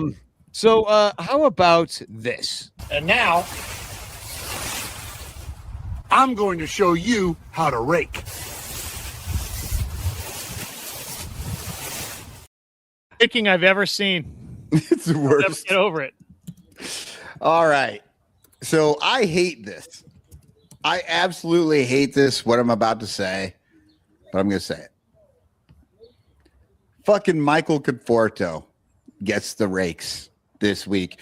Yeah. He has played in 9 games and he's had 31 plate appearances. So not as many as a lot of guys, but still a good enough sample size. So I have to do it. He's hitting 346, 452, 731 for an 1183 OPS. When the next best OPS on the team is Amaya at 897, and he doesn't have enough at bats to actually qualify to be in this thing. So Conforto has 9 hits, 4 doubles, 2 homers, 5 walks, 5 RBI, and only 6 strikeouts. Michael Busch is the only other guy on the team who would qualify to be in this, and he's got an 823 OPS. So it's been a rough couple of weeks if I have to tell you that Michael Conforto is the best we've had. And he barely plays. Yeah. Terrible. Well, that's honestly Feels why like when he's he's in there, good. it feels like when he's in there, he does something though. But Oh, yeah. right. That's Against why the White he's good. Sox, hitting those big home runs at the end of games. Yeah, that'll work. Yeah. At the beginning of the season, Ratface was just playing his ass as a starter. Like he was playing constantly, and he wasn't very good. Oh, you call him Ratface too now. I love this. Oh yeah. Oh, we've been calling him Ratface for we years. didn't miss a beat. We called him Ratface when he was with you, and we just kept calling him Ratface. We never stopped calling him No, Ratface. you called him the future, and then you got to hang out with him for a season or 2 seasons. You're like, Ratface. You know what though? You know what I used to call him? I said would argue with you, but lives- we have proof. We record all of these, Wheelo. I don't know if you know that, but we've always called him Ratface. Okay. Well, I think I don't watch the show often, but I don't watch the show if I'm not on it. Well, but before we move on to the flakes of the week, which I'm sure there were plenty of candidates, we need to bring on one more raker, and that is a man who is celebrating a very special anniversary Who's today. raking heaters right now backstage at a bar.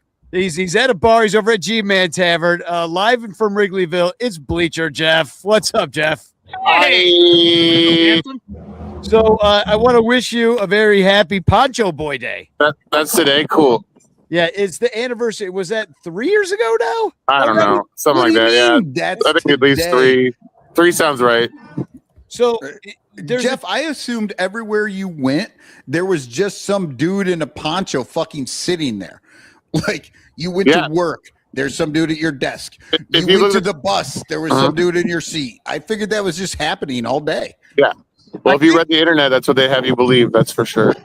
Well, I think we should actually do that for the music video, right? And we just have this video funny. where everywhere you go, there's a guy in a poncho just being like, "Hey, I'm sitting here, buddy." All right.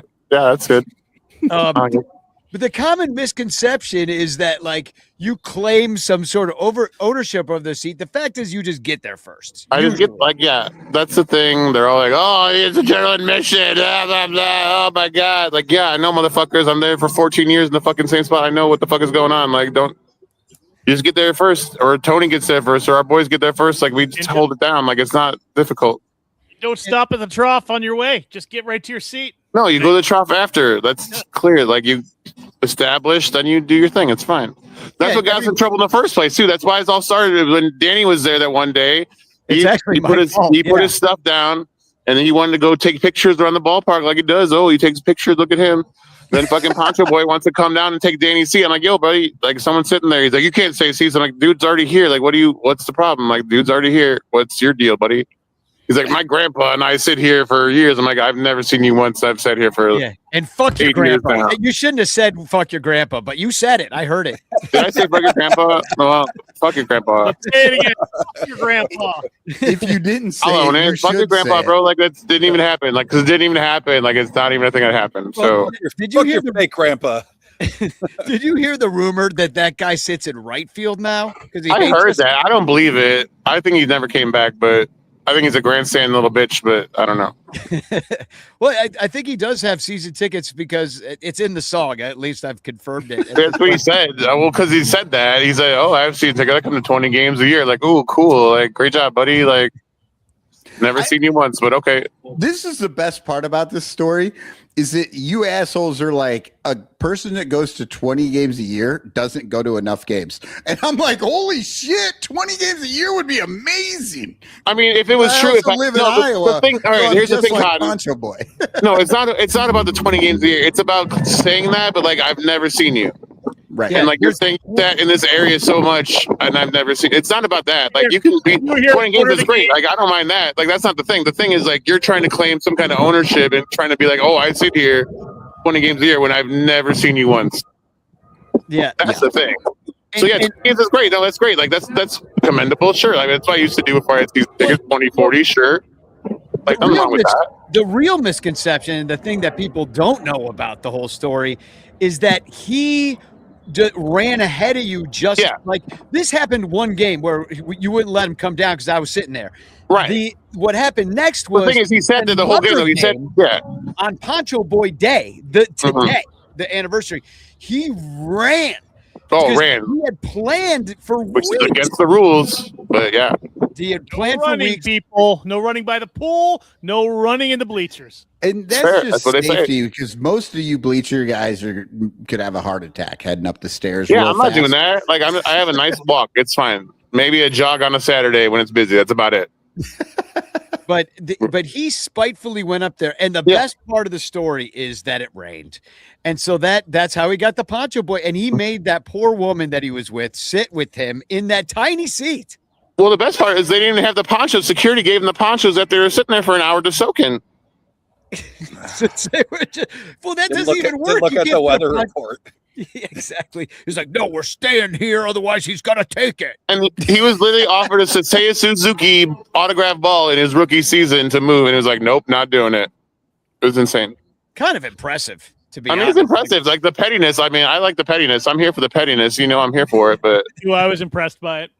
What a jackass. He had nothing better to do. I love it. Yeah.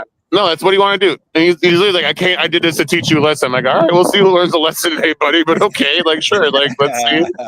All right. Well, you keep learning the lesson, too. I mean, that just never died, that story. It's partly my fault for still, bringing it up. My Sox fans to this day, man, are just still spiteful about it. Like, I jealous bitch. I'm like, yeah, I know. Like, yeah, that's why we get here first.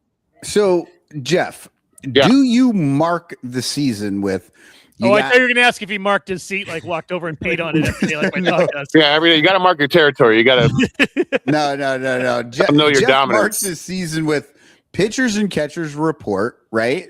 Mm-hmm. And then everybody comes out of the woodwork to bitch about you going to Japan. Yeah, that's fun. And then it's Poncho Day. What's next? What's next going on to your Japan, calendar? I think I'm good for a little bit. I think it's just the daily. It's just a daily grind now of like, oh yeah, who do you think you are, buddy? Like, oh, all that shit. Like, that's it. Like, that's all. And it's like, bro, like, guys, I'm just doing what I like to do. I just like to go to the fucking games and hang out with my buds. Like, that's all I'm trying to do out here. Like, I do Twitter just because I thought it was funny, and I never meant to try and get famous off it. It's not like a thing I'm trying to do. It's just fucking funny. Like, that's it. Like, it's just a joke the whole time. And Boog helped out a lot because Boog is in love with you. He loves you more than shoes. Right. He loves you more than baseball because he'll talk about you for a half inning while he's ignoring the game. Well, God bless Boog. I mean, at least it's something interesting lately, huh? Jesus fuck, it's been awful, but yeah, and you got Taylor coming out and sitting with you. So like, but what I love about it, and this is what we always talk about in the bleachers every time something like that happens, I'm like, my favorite part of this happening is not, it's cool that it's happening, that, oh, look, they're interviewing my friend, he's going to be on TV. Like, that part's cool. But my favorite part of the whole thing is that all the fucking haters watching the Cubs game gotta sit and watch that shit and be like, get him off my TV. Get him off my TV. That fucking guy's ruining baseball. Why hasn't anybody shot this guy yet? Like, what the fuck? Yeah, exactly. It's crazy. My favorite I'm like, part. literally, I'm just sitting there living my life. I don't know, guys, but it's hilarious. People get angry over the craziest shit, man. It's just like they get all wrapped up. You're like, don't you have anything else to do than get like, pissed off? Literally about anything. A little fucking Not a love thing. storm my way. Yeah, no. But hey, if they want to hate, let them hate. Like, I don't give a fuck. Like, it doesn't bother me anymore. Like, it's just rolls off a duck's back now. Like, it's no big deal. You get just to make it funny. Like, I really just want them to be funny. Like, just be creative and be funny. Then I would respect it. But if it's the same shit over and over, like, it's dumb. Like Nico Horner said, like 90% of people are dumb and uncreative, and it's not worth it. So at least come at me with something funny. Like someone gave like the Tim Robinson meme when he had the haircut like the dog. He was like, "Oh, I got my haircut like a dog," and that was funny. Like that's a good meme. Like I get that. That's a good one. Yeah. So make it funny. That's all I ask. Yeah. No, I'm 100% with you. Like when people are talking shit, it's no fun when it's dull and they're just stupid. But when somebody hits you with something that's just like out of left field, that's fucking great. I got called Danny Sox It recently. That was pretty good. Yeah, I can respect that. They were like, stop being a Cubs fan. You should be Danny Soxit. And I'm like, maybe I should be. Go out to they would love you. They would embrace you wholeheartedly in their fucking White Sox Twitter cult. That's for sure. Jesus. All three of them. Yeah. No, I could be a 108 guy. I could sit out there. Honestly, White Sox Twitter is worse than fucking the MAGA cult. Like, if you just say like you're in, they'll follow you. You'll get like literally 200 follows like overnight if you did that right now. And turncoat and go Danny Soxit and change my Twitter handle. Yeah. All right, any questions? I gotta go back to drinking. All right, Wheelo is just sitting there looking at this, and he's like, "Why the fuck did you bring me on so we can talk to Jeff? Like, we can just talk to Bernie the Brewer." I told him he can leave. Now we can see what a real fan base looks like. Yeah, fair. And we don't have a roof that leaks. Also, like how do you have a roof that leaks? Come on. Yeah, we don't have a team that shits the bed. So there we go. Oh, you will. Don't worry. You'll have your time yet. You shit the bed the first beginning of the year. It was not going great. Now it's going great. All right, we'll see. Things change. There's ebbs and flows of every season, my friends. Yeah, we've seen how this has ended 5 of the last seasons, 6 seasons. Okay, in the division. I mean, you're entitled to that right now. It's fine. You're entitled to that. That's fine. But we'll talk. We'll talk later. I'm a little worried we're all going to get old and die before we get to really talk shit to Wheelo. That's a problem. That could be a problem. Yeah, I'm a little worried about that. This is becoming a little one note for me. I'm not going to lie to you guys. None of us are in that great Jeff of has health. to start running to his seat. Yeah, exactly. That's good. And after this show, now we got more challengers. Probably it'll be a goddamn 5K getting there. All right. Well, enjoy your evening and happy anniversary to you. Happy anniversary. Thanks, guys. Have a good show. Fuck you, Wheelo. Bye. Oh boy, I love our weird anniversaries. You got the Rally Titty Day. You got Poncho Boy Day. Danny, what is it? Rally Crack Day now? Danny, what does that mustache smell like right now with all those cigarettes and all that drinking he's doing? Oh no, I got to sit 2 rows back now. So, yeah, I can't. I'll throw up. No. Well, look, here's the thing. He came on, like, he did pop into the podcast at the correct time, but then Danny interrupted the Rakes, Flakes, Throws and Blows right before Flakes. But Danny knows what's in the Flakes, and he knew he didn't want Jeff to have to listen. Like, I gotta get rid of Jeff before the Flakes. I know. Well, but yeah, before we go on, I want Eric. Who would you say is your best hitter on the Brewers? Bryce Terang. Oh, wow, that's disappointing because he's not supposed to be good. No, he's not. that hurts. Just the best second baseman in all of fucking baseball, and you have a pretty good one yourselves. But I think he showed you what he can do in this series. He showed you what he could do in the World Baseball Classic. The guy won the Platinum Glove for best fielder in baseball. 2 years in a row? Gold Glover, perennial. He's the guy we're talking about right now. If you're going to sign anybody to an extension on this team, he needs to be that guy. I really do think Nico Horner might win the Gold Glove or the Platinum Glove this year. And if he doesn't, it's because PCA takes it. But then PCA fucked up twice in the last couple days. Yeah, I think that's so it's all Nico now. No, it's all Bryce's probably again. That's what's going to happen because MLB's catching on. They're in love with this guy. He's on MLB Network all the time. They were talking about him last year. He shined in the World Baseball Classic. He's the dude right now. Yeah, you could be yesterday's news real easy. And Nico's getting old. We're going to have an old infield soon. Hey, guess what? You just signed him to an extension. So I know. I don't mind it though. Yeah, I don't either. Nico's actually a good sign. He's a good guy. Let's get to a guy. Let's get to a guy who they're going to sign to an extension. Doing Flakes?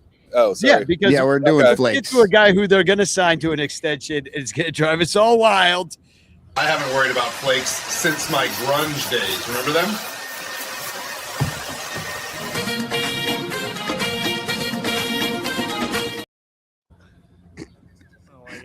That's so good. Okay, so I was surprised by the whole Michael Conforto thing.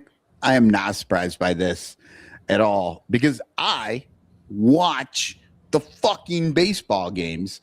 And anyone who pays attention to the Cubs knows that Ian Happ is the most overhyped player that we have.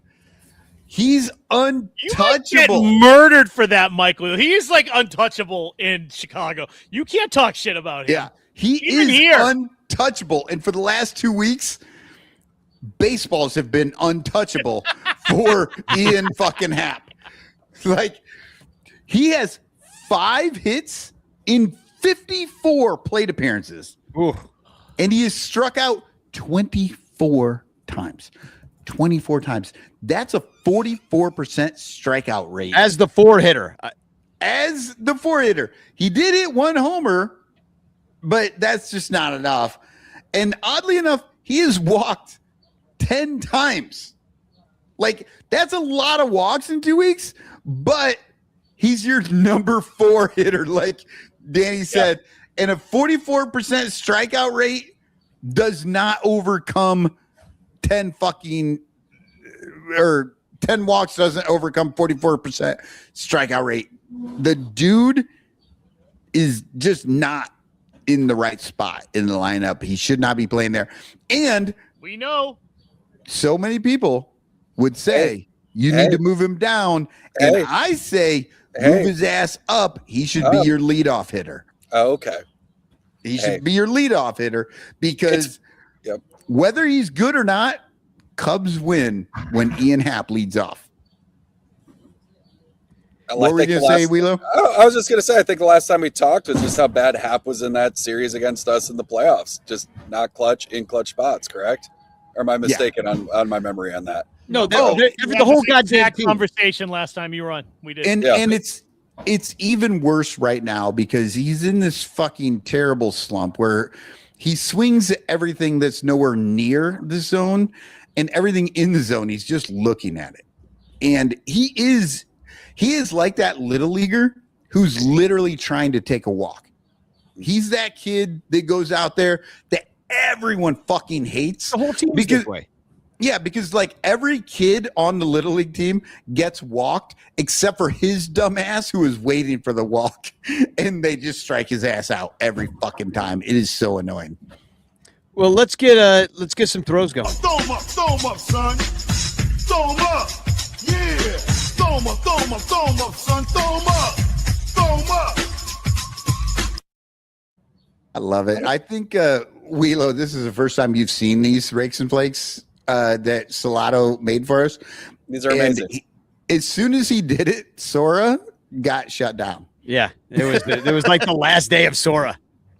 They're like, no, we can't let this stand. It's being misused by the public. So that's the guy. If you ever want to know why you can't use Miss Sora, it's because of Chris Salato.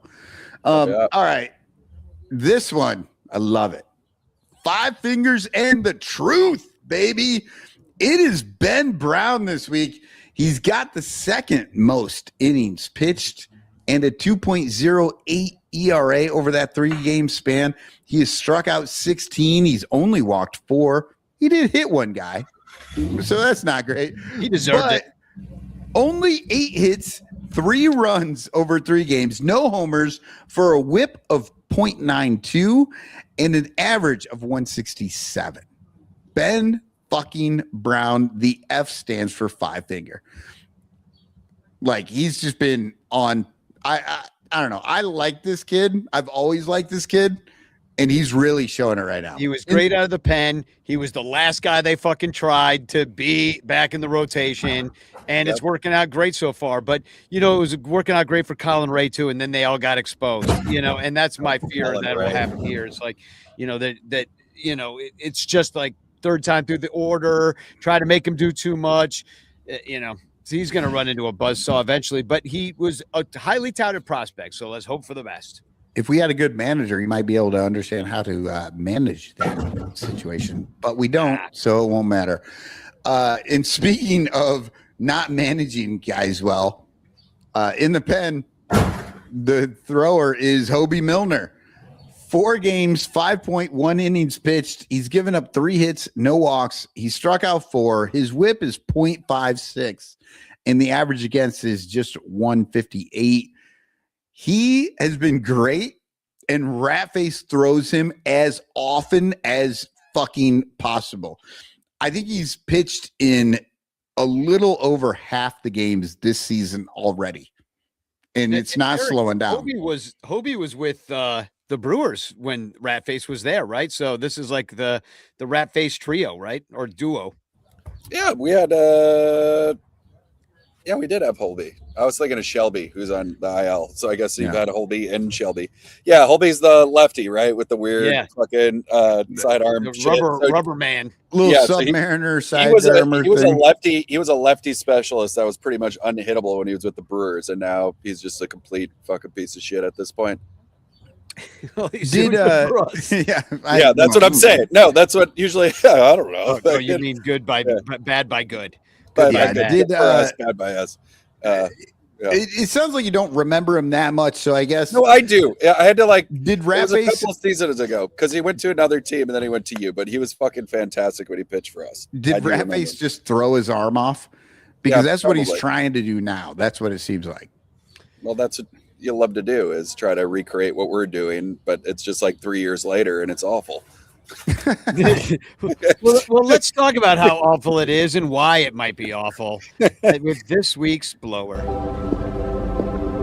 Just put your lips together and blow.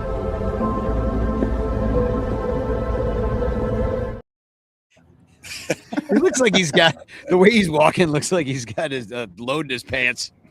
Right, that door he goes into at the very end. That's the bathroom. He's like clenching his cheeks as the turtles. Yeah. Well, the blower this week, Jed fucking Hoyer blows.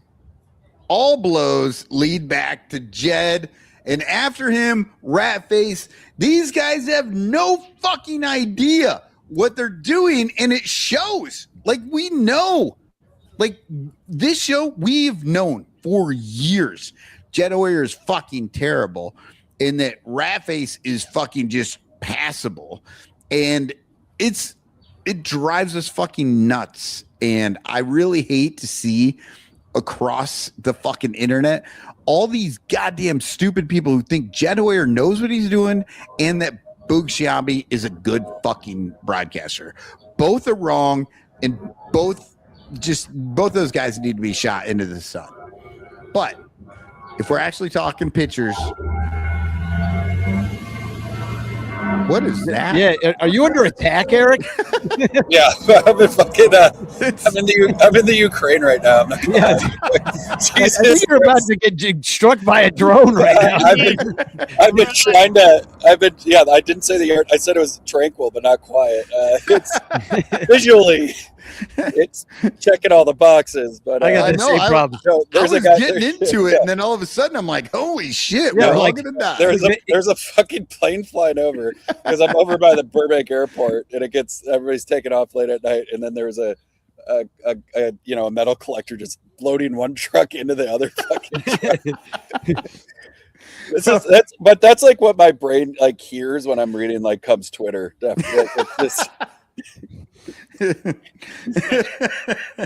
I love it. Well, I apologize for ruining your moment. I just no, don't worry. Hour 2 into this podcast, nobody's listening. You did not ruin that moment. You elevated it, or at least an airplane did somewhere. Yeah. No, the pitchers that blow, Taillon and Maton. Both of these French fuckers should have their uniforms taken away from them and replaced with mime outfits and send their dumb asses out into Gallagher Way to entertain the children as they mime acting like pitchers. Because at least that would be fucking entertaining to someone, because right now they are miming acting like pitchers on a fucking mound. They are terrible. Between the two of them, they have given up 15 earned runs and 7 homers in 16 innings. That is bad. Yeah. Oh my God. That's why we lost. I mean, Philippe Maton has been responsible for many a loss. And Taillon he actually has been okay, but okay in the terms of Taillon. Yeah. Like, I have been a big supporter of Taillon just being a generally bad guy, like a bad pitcher. but he's elevated his game to a really bad pitcher now. Well, Wheeler Dealer just stopping by to say, screw you, Wheelo, and your Brewers. Man, the Cubs are trash. So hashtag usually, chance in the chat while you're here. Hey, there we go. Appreciate it. Now it's time for a very special it's a pretty brand new segment this year anyway, and it's called 150 years ago.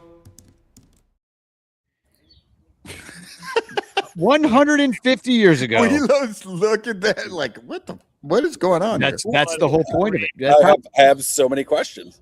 That's how things were back then, and so we can't really relate to those people in the same way. But they didn't know how to make baseballs. That man looked far too healthy to be from 150 years ago. Like a guy back then, they didn't look like that. Longevity serum. It's a lost formula. Oh God. So gotta love did you know that the Louisville Grays had a team? That was a team back in the day, and the Cubs were rivals with them in the early league 150 years ago in 1876. When there's only 8 teams, everybody's a rival, right? And you might ask yourself, like, I wonder which team the Louisville Grays ended up becoming. And I did. And the answer is no one. They didn't become a team because they folded because of a terrible gambling scandal. And what happened was there was this pitcher named Jim Devlin who actually pitched every single inning of the season. Every single one. He was their only pitcher. And his name was Jim Devlin. So like every script writer in the 1970s used Jim Devlin whenever they used like somebody who was like demonic in any way. Jim Devlin. Anyway, he was offered a bunch of money to throw a bunch of games. They were good, and then all of a sudden they were magically bad and started losing games. And Jim Devlin was on the mound, and in order, because everybody found out that everybody knew the fix was in, there was a big scandal about it. So they kicked Jim Devlin out of the game, and he was like the Trevor Bauer of his time because he begged to be let back in, and the commissioner wouldn't let him. They're like, no, you're done. And then he ends up getting tuberculosis and dying at age 34, which I shouldn't laugh, but like, hey. Yes, he should. Trevor Bauer. Yeah, exactly. I don't think. Well, Trevor Bauer probably has other kind of diseases. Maybe not TB. Right. Tuberculosis is the only thing holding the other shit back. Yeah. There's a cream for that, Trevor. Go see your doctor. But anyway, he begged William Holbert, the president of the National League, to let him back in. He wouldn't. He ended up becoming a police officer in Philadelphia, and then he fucking got TB and fucking died. And he's like largely forgotten. And that gambling scandal of Jim Devlin reminded me to tell everybody that the DraftKings at Wrigley Field is getting shut down and turned into just a regular restaurant, I guess. Why? Okay. Oh, okay. Because they failed. Yeah, DraftKings wasn't making any money, so they're getting rid of the whole gambling aspect of it, and it's just going to be a bar and grill, which you may remember before DraftKings, they had a thing called the Captain Morgan's Club, which is exactly what DraftKings is now going to become. Yeah, so it was fine before they fucked it up. I do want to say, you said he died of TB? The guy before? Jim Devlin, yeah. Jim Devlin died. Well, thank God he didn't die of SMFDB. Oh, dude, the NSFW version of that song is going to get played at the end of the show. Like when we hit hour 2, I'm dropping that shit. We got TikTok 14 minutes. All right. Yeah, it's hilarious that they shut that thing down because, who would have thought that people would just, do the thing on their phone instead of like going up to standing in a line and getting a ticket so that at a DraftKings bar when you could, why would they do something much easier and simple, like bet on their phone? The Brewers don't have legal gambling, like sports gambling on your phone in the state of Wisconsin. It's kind of still through like the reservation. So there's Potawatomi Casino, which has a sports book, which is right by Miller Park. And you can go there, and if you make at least a $5 bet, you get a free Brewer shuttle to the stadium. But it's off-site, which kind of makes more sense, which I think is proving your point of like, what the fuck? But I don't know, man. Chicago, it's legal. You can sit there in the stands. Yeah. I see it all Makes the no time. sense. No. It's they got just one of they those. got a big fat paycheck to build it out, probably going, we're going to close this thing in 2 years. Yeah, it's That's just a good point. one of the many things that the Ricketts and the front office and all the people running shit around them, like they don't take into account how humans act. They were looking at all the numbers. They looked at the spreadsheets. Everything sounded good. And they were like, you know what fantasy baseball or fantasy sports people really like? Interacting with other people. These fuckers have been in their mother's basement for like 50 goddamn years, and somehow they think, oh, well, they'll come out to DraftKings and enjoy. Michael, the Ricketts don't understand humanity because they're lizard people. They also are the only ones that made money on this situation because they got paid by DraftKings to even throw it up there. And now they're getting paid by the captain. And DraftKings isn't hurting. So nobody cares. It's just that we had to go through it.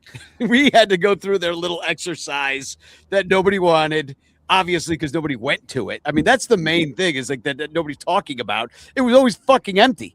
Nobody wanted to go there because there's a million other fucking bars in Wrigleyville that are way more fun than that one. Yeah. And they're probably not going to end up being Captain Morgan's. They're just going to be some other Nashville fucking saloon country bar, right? No, it's going to be, I think, still like connected to Wrigley. The hope is it'll be like Captain Morgan's, and or like that bar and grill by where the White Sox play. Is that you can get in and out of there. The hope is they're more like the White Sox. No, Did you just hear what you said? That you can. No, it's like there's a bar and grill that you can go. It would be like it was in Captain Morgan's. You could go in and out of Captain Morgan's club during the game, and that's how I got locked out during John Baker Day. Is going in and out of Captain Morgan's. That's part of the whole song. But anyway, I'll go into this Astros thing. I'll just do it real quick because it's dry material. But it's the Astros are not playing well like this year. your mom. But Jack Aker would know. They're 4-6 in their last 10. They just lost to the Twins. They have today off. So do we. They're 20-31. I know that's disappointing for them. They're usually winning, but they're not this year. They're behind the fucking A's of all teams. And the A's have a -5 run differential, and they're atop their division. Meanwhile, the Astros have a -56. So that's kind of unlike them. Really off year for them. They're 8-17 on the road. And you know that Cam Smith and Isaac Paredes are going to come into Wrigley Field and shove it up our fucking asses at some point this year because they hate us. I can't wait to watch Isaac Paredes just hit so many balls to like shallow left field for Ian Happ to grab. It's going to be fun. It's rolling all the way to the wall. And offensively, though, they've been okay. They're in the top 10. And they're right there with the Cubs. They hit homers. The Cubs and Astros are 8th and 9th in homers. They got a few more than us. Unsurprising to nobody is everybody. To everybody. Everybody should not be surprised by this. Everybody and nobody. Jesus is everybody confused Christ. or is nobody confused? Nobody should be is surprised. actually confused. Everybody but the Cubs take more walks than any team in the league. It's our specialty. Get to first base without hitting the ball. That's our thing. And the Astros don't really do that, and they don't really steal bases. We've scored more runs than them. As I mentioned earlier, our 233 RISP. RISP. Boy, we really suck with runners on base. RISP. Eighth worst in baseball. And as Brewers are 4th best, which was a surprise for Eric. And the Braves are number 1. And the Houston's somewhere in the middle of all that. I do have good news for Cubs fans. This is why the Astros have been losing. Their pitching is the worst. They have the worst pitching. 5.34 ERA. Team worst. And their bullpen is also the worst at 5.72. How bad are they when the players don't actually swing at the ball? Because we might find out. They have given up the second most walks in baseball. So Oh my God. if you ever want to see our players, It's perfect. it's It's going to be Little League weekend at Wrigley, and it's just going to be kids fucking getting walked by pitchers. Every game's going to be 5 hours. It's going to fucking blow. Their whip is the worst. Also, good news: the Brewers are playing the Dodgers at home all weekend, so that's good news for Cubs fans.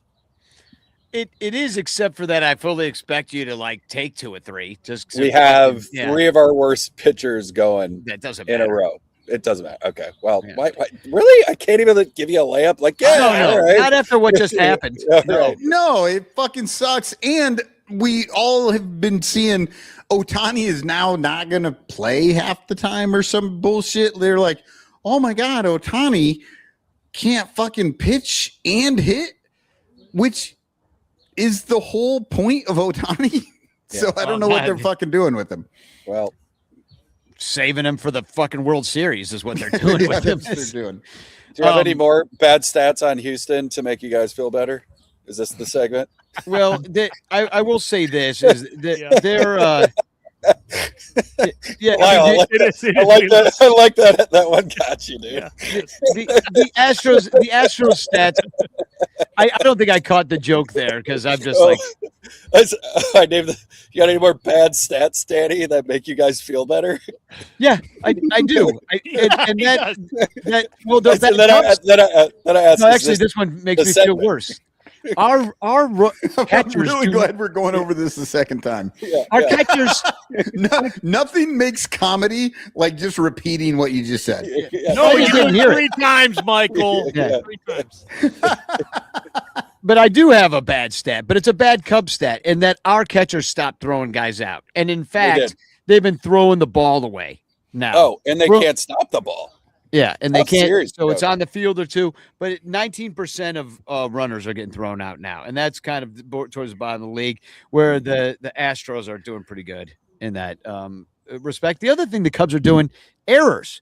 We're high in errors, but our DER is still good. Got 25 errors, so like that's because fucking bullshit. Stats don't fucking pay attention to the game. It's like, oh, you have a lot of errors, but you took a good route to get there, so we're not going to hold it against you. Well, the thing is, you got to look at the totality of it all. Like you could look at some of the defensive runs saved, be like that makes that guy good, or like the DER is. Oh yeah, that's a fucking real number. All the runs that didn't score because we just assumed that it would have scored if you hadn't done a thing. Well, but no, they're measuring things for real. But the fact of the matter is penises. The fact of the matter is you can't take one stat and be like that means this. That is the mistake that everybody makes. Yeah, and if you look at all the every stats, stat means everything and reality means nothing. That's the other mistake. Some don't mean anything, and then other stats taken in their totality, I think can mean a whole lot. Run, Forrest! Fucking mid-Atlantic accent right there. Well, listen, we're real close to finishing this thing up, and we're just fucking it up, trying to extend it. All right, well, I'll do the matchups. You got Spencer Arrighetti. Who's 5-1 with a 150. So I don't know where this terrible ERA comes from because this guy's 5-1 with 150. If he played for the Braves, his jersey would say spaghetti. Yeah. You guys are still favored in this matchup at -144, according to the sports book I am looking at. So that's a pretty big. Well, I'm not listening to you guys talk. I'm listening to a betting podcast. Danny's confident. Bet against the Cubs. I'm fading the Cubs on this line, dude. This kid can pitch. He can, and you can't hit right now. So I got a bet for you. And you have Tyon going. Who you just how many home runs? Shit all over for fucking. What's the Tyone home run number? What's the over under? Cool at Wrigley tomorrow. Oh, guys, I don't want to have to fucking research. But he gave this. up 5 home Go to the runs sports last book night. at the stadium and look it up. No, it's closed. We can't do it Yeah, anymore. right, well, Everything's a disaster. And we do it on our phones, but the fucking Wi-Fi sucks. Yeah, it can't get on. So in game 2, it's Kaiwei Tang, Obama. who's 2-3. 2-3 with a 261. He's from Taiwan, but he didn't play there. He actually Wang Tang tonight. Yeah, Kaiwei Tang tonight. Well, it'll actually be a day game today. Yeah. And then he's from Taiwan, never played there though. He's The been whole in the point was when they played. Yeah, tonight. It's not. It's in the day. Everybody Wang Tang tonight. And then Colin Ray's gonna go out there. Everybody, Colin Ray tonight. Nah, it doesn't have the same ring. Yeah. No, it actually sounds better. Yeah, I'm Brewer. all on that one. Former Brewer. But he's got a 5 ERA. Yeah, there's another one that Craig Council special that he's using. He was good last year. Did well for you last year. Yeah. Then we got Peter Lambert, who nobody's ever heard of. 2-4 with a 357 against Tittles Baron Dingleberry. Oh, Tittlesbury. Yeah, let's hope it's Peter Lambert and he's a Frenchman like Phil Maton who can't fucking throw the ball. And so I would like to just say thank you once again to everybody that donated to the game, the musical, because we made over $2,000, and we're going to spend it all on the awesome artists that are going to help me make this musical next year. We're touring theaters. We're doing all sorts of awesome I had a 3-hour meeting the other day, a prep meeting. I know that anybody in showbiz understands how much time it takes to plan to do something, but it takes way more time than it does to actually do it. Especially with artists, because planning is not. Yeah, strong suit. No, nope, it's not a at all. strong suit. Yeah, too many drugs, too much. So I've dropped a link in the chat. There's a GoFundMe. You can Artists give here, to time it. is money, and they're like, I'll fucking make a painting about that. Like they're really into the time is money as an esoteric concept. And I want to write a song about it. Oh, that makes me think of a song called "Time Is Money." So Ranterfest is not really existing, but we are going to do Crawley's birthday party. Hopefully, you can come down for this, Eric, because on July 18th, we're not really going to the game because it's sold out pretty much. But maybe we get in. Who knows what happens? But it's Crawley's birthday, and it's the Bleacher barbecue. So we're all going to be hanging out just by Wrigley's. So hopefully you can come down for that. That's on July 18th. So come on down. I know a couple people. I think Jeff from out in the Pacific Northwest is going to come in. Jeff and Aaron. Jeff. I don't know if I think I'm going to bring from Oregon. Yeah, I'm going to try to be there. I think I'm going to bring some wiffle balls. I think we're going to play a little home run derby on Ball Hawk Corner. And we're going to hit them into the stadium. And I'm sure the Ricketts will love that. And the people cleaning up the ballpark. Donate. Donate. Well, maybe we'll see for Crawley's. And if not, then come to American Family Field the 26th, 27th, 28th of June. Brewers Cubs. Yeah, well, I would, except for that on the 27th, I'm singing the anthem in South Bend. So it's South Bend Cubs games. But I could see coming back and going to that Sunday game and hanging out. So if you want to go to that shit, I would do that. Yeah. And then we're going to be in Cincinnati on September 19th, so save that date. Billy. And we're going to hang out with Billy. But you should come to that, too. We're going to have a party. Which one is that one? September 19th. Okay. Look at us. This is how we make plans. We don't talk in life. It's just come on my podcast. There's no sense in talking if we're not recording it. No. All right. I do have a Cubs Stradamus. He just texted me. He says he's sorry he's getting it to me late, but he says he's got something extra special for us tonight. And I hopefully it's extra special. It sounds a little like it smells. It's got a weird fruit tinge to the smell. Is that what he's talking about? Special? I smell parrot shit. After we play the Astros, the Cubbies will go on the road. The team's in the shitter, so let's go to Pittsburgh and watch Jolly Rogers get flown. Arr, matey! Wow. There's a lot of balls and skulls in that. It turned into He has a lot of balls. He's moonlighting as the Pirates predictor. Well, Well, all right. I got are right now. He's got to look for other work. So we got the Pirates next. We're going to Pittsburgh after we face the Astros. So hopefully we can take care of business with those guys and send them down into the bottom of the division where they belong. I did not look to see if we line up with Skeens. Does anybody know? I did not see. I don't know. All I ever hear anymore, because this is just the way the media works, like you never hear Skeens is throwing well. But when he fucks up, everybody's like, oh, Skeens is done. He's terrible. He doesn't know how to throw. And that's all I've been hearing lately. Yep. He'll get traded to the Dodgers for a bag of balls, and he'll just kill us. Right. And they'll put him on the IL for like 4 months, and he'll show up just in time for the playoffs. So I do I have a TFC? I think I might have. Oh, yeah. I just have one, actually. No, I have two. Well, I have one. So why don't you Lyle? I have one.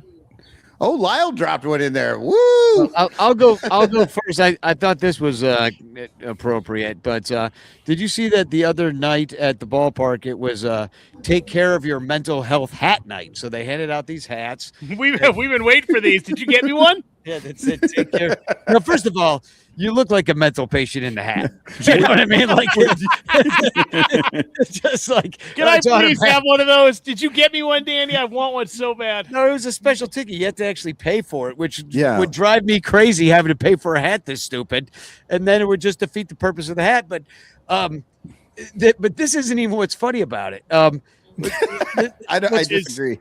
On is that guy hard R? Is that why?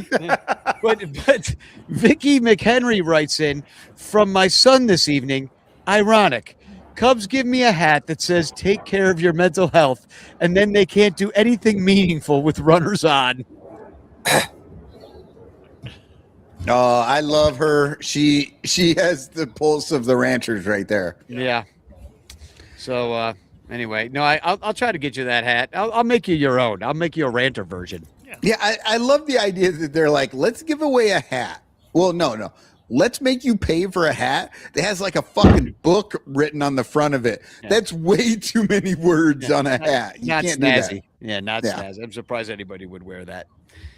It reminds me when I played for Joe's Radio and TV Repair when I was in 4th grade. Right. Yeah. Okay, well, I have a TFC, and this is I got this off of Reddit, and I responded to it and got a response, which drove me crazy. So this guy puts out a novel. Post. Jesus. Yeah, I know. This guy puts out a post. Wake me up when he's done, Mike. Who are the biggest 2 true outcome players? 2, not 3 true outcomes. By 2 true outcomes, I mean someone who literally only walks or strikes out, kind of like your typical little league. What are some of the MLB examples of this? And so I responded. I said, well, if people try to adhere to the literally walks or strikes out, you won't find anyone. Those guys don't make it in the league. Despite all the OBP stuff being the most important now, a guy that doesn't hit doesn't stick. Even if he managed to have an OBP of 500 with only walks, that would still be a 50% K rate, and that isn't acceptable at any level. But of course, George Bailey of oh, it's George Bailey. Yeah, exactly. the guy from It's a Wonderful Life. Yeah. Decided what was it? to What kind of buildings chime and in. loan? What was the name of the company, Danny? God damn it. Bailey Savings and Loan. Pottersville. Bailey Savings and Loan. Yeah, he's a Pottersville asshole. But yeah, this dude comes in and says, I'm not sure about that one. That's a 360 WOBA, which would be top 25 last year.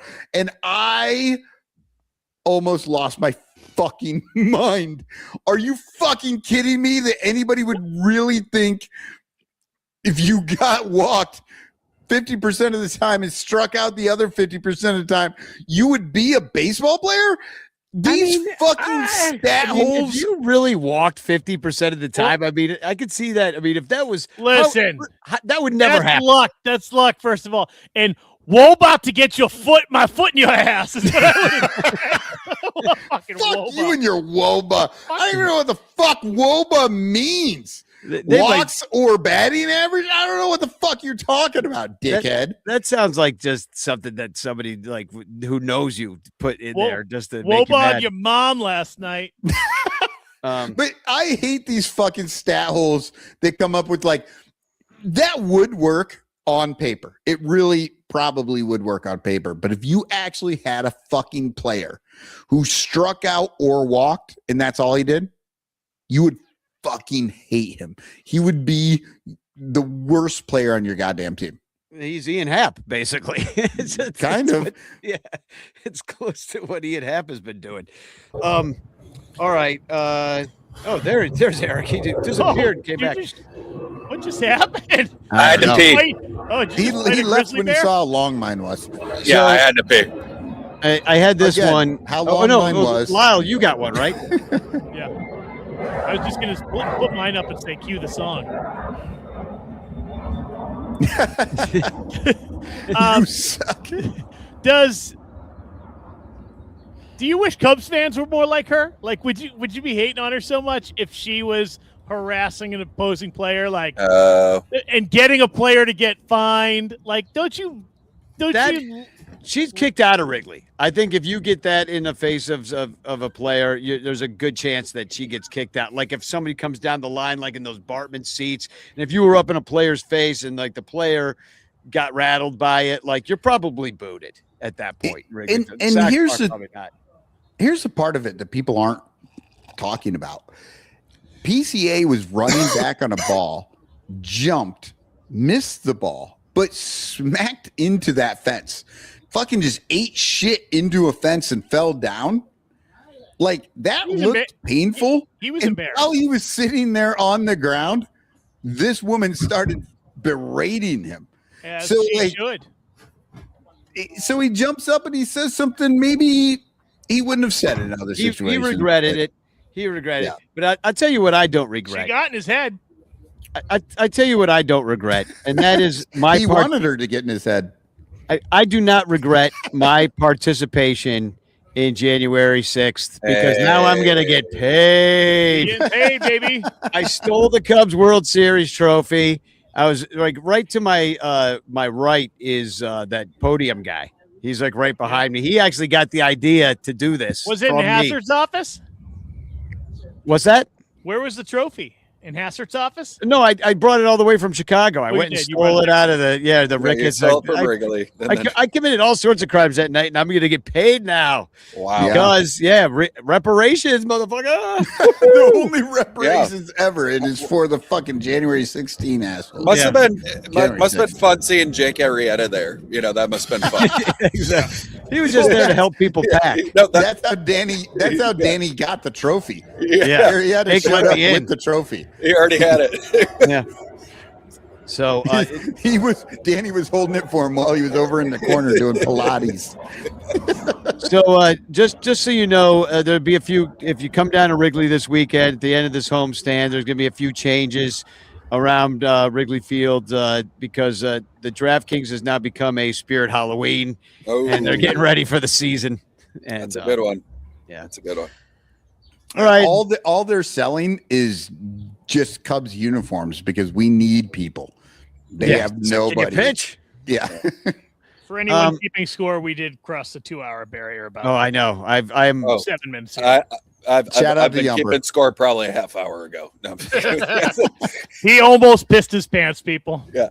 All right. Oh no, an error occurred in the chance. Weird. All right, let's try it That's again. never happened before. You guys should change this to no chance. Seeing how your season's going. All right, it's populating. All right, here we go. It's your last chance to get in the chance, but I'm gonna draw this sucker. I got a feeling. If Wheelo wins, it's going to be the best. Oh my God. Winner of this gets a Son Ranto dad cap too. Oh, it's Tom Cooper. Tom Cooper. Tom. Congratulations. Congratulations. I think he already has a dad cap. I was gonna say I would be surprised if Tom didn't already have a Son Ranto. Yeah, dad he cap. might have bought one, but I'll work something out with Tom. So congratulations, Tom. I got a whole bunch of dad caps that I forgot I had, and then the box fell on my head, just like your Bible book, and I was like, I got to give these things away. Yep. Tom got the opportunity to go play golf with the 1984 Cubs. He won that at Rancho Fest one year. Like, it was an amazing gift. And so he owes us. Yeah. And Eric, I think you have something coming up with the golf, right? I do. It's called Hit Different Golf. Premieres on Tuesday, the day after Memorial Day, the 26th of May. Check it out. I put the link in the YouTube chat. Follow us, subscribe. I make a few cameos in there. Eric, you worked way too hard right there for 2 hours and 8 minutes in. Nobody's watching anymore. Dude, no, I understand. I have no friends. Hold on. Nobody's going to fucking give me props for bringing up that amazing segue. No, wow, your first segue in 10 years. Congratulations. Guess what? Guess what? Yeah, he finally did it. You up? Yeah. You know what? Baby. Fuck you. Baby. I'm never going to try and help you out promoting anything again. Hey, I appreciate it. Unless you get me Friday beer. I didn't think I had to congratulate you too, really, because you already had like such a nice smug look on your face for having done it. I was like, he's congratulated himself already. Yeah, I'm the best. Wow, Michael's first pulled out an segue. apple and rubbed it on his fucking shirt. Michael, His first segue in 12 years on the show, and he hit the fucking Brewers. I really did. Baby's first steps. Dude, I have seriously been planning to fucking send it to you for like the last 10 minutes. And then when Tom Cooper came up, I was like, I'm fucking nailing this. I got this. I'm going to crush this. Yeah. I rule.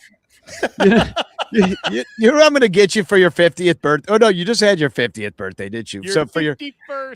I haven't had my 50th birthday party yet, though. That's coming up. Well, we're going to get you a used Segway. In May, you do exactly what the owner of Segway did. Drive it up a cliff. What, get rich? No, I know. Yeah. Get rich by having other people drive off a cliff. So I got two songs at the end of the show. One's 3.5 minutes. The other one's the brand new one that I'll play first, which is the dirty version, the NSFW version of SMFDBD. So I think you had an extra B or a D in there somewhere. SMDB, boys. Okay, SYL. Yeah, I have SBOG. I have to say, I if really I just say that, didn't- does the show end? I really didn't enjoy. You have to say having to be nice to Wheelo. you know, on the Say it show. 3 times. Yeah. You have to say Schwerbgug. Yes. Schwarbog. Schwarbog. Yeah, Good fuck enough for you, me. Spagog. Yep, Schwarbog.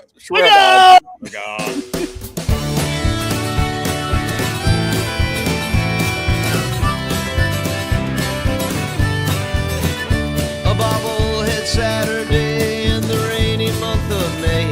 A smattering of Bleacher fans were waiting at the gate.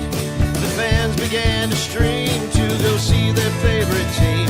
They made 3 separate lines to pass through security. There was one man who had a plan and knew just where to go.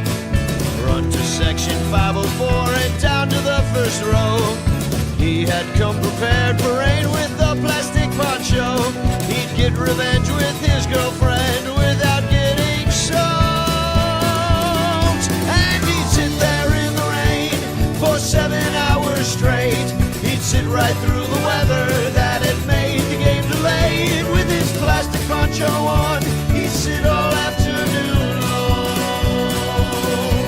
That's why I'm writing Poncho Boy this song.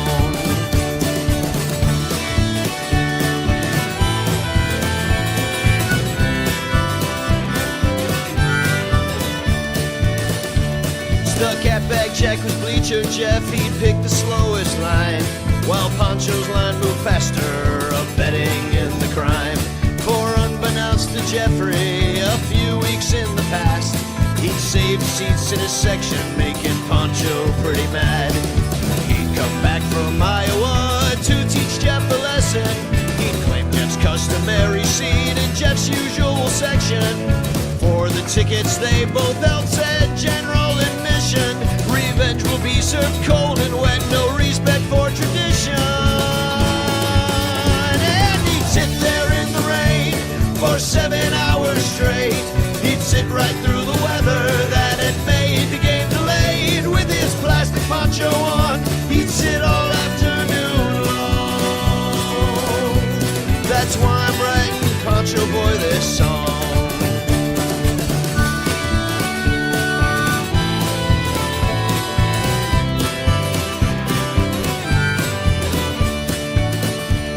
When Jeff got to his section, he said, "What have we here?" A rookie season ticket holder who maybe comes to 20 games a year. I'll buy you a couple beers if you give up that seat. If not, I'm gonna shame you in a notorious tweet. But Poncho Boy, he wouldn't budge, he wouldn't move a muscle. The seat that once held Bleacher Jeff now held a soaking couple. The driving rain poured off his poncho, pooling into puddles, while Bleacher Jeff stayed warm and dry down in the bleacher tunnel. And he sat there in the rain for 7 hours straight. He sat right through the weather that had made the game delayed. With his plastic poncho on, he sat all afternoon long. That's why I just wrote Poncho Boy this song.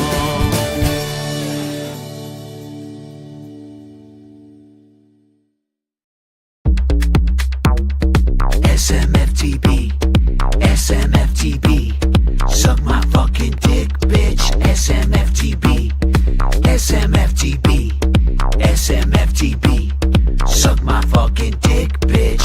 SMFTB, Saint Toothless Cardinals fans. SMFTB, Krabby Karens in the stands. SMFTB, when the Brewers fans are here. SMFTB, cheeseheads getting drunk on beer. SMFTB, Pirates fans will walk the plank. SMFTB, in a stadium named for a bank. SMFTB, rooters of the shitty Reds. SMFTB, stuffing chili in their heads. SMFTB, fans of the White Sox suck. SMFTB, fuck everyone but the Cubs. SMFTB, SMFTB, SMFTB, suck my fucking dick, bitch. SMFTB, SMFTB, SMFTB, suck my fucking dick, bitch. SMFTB.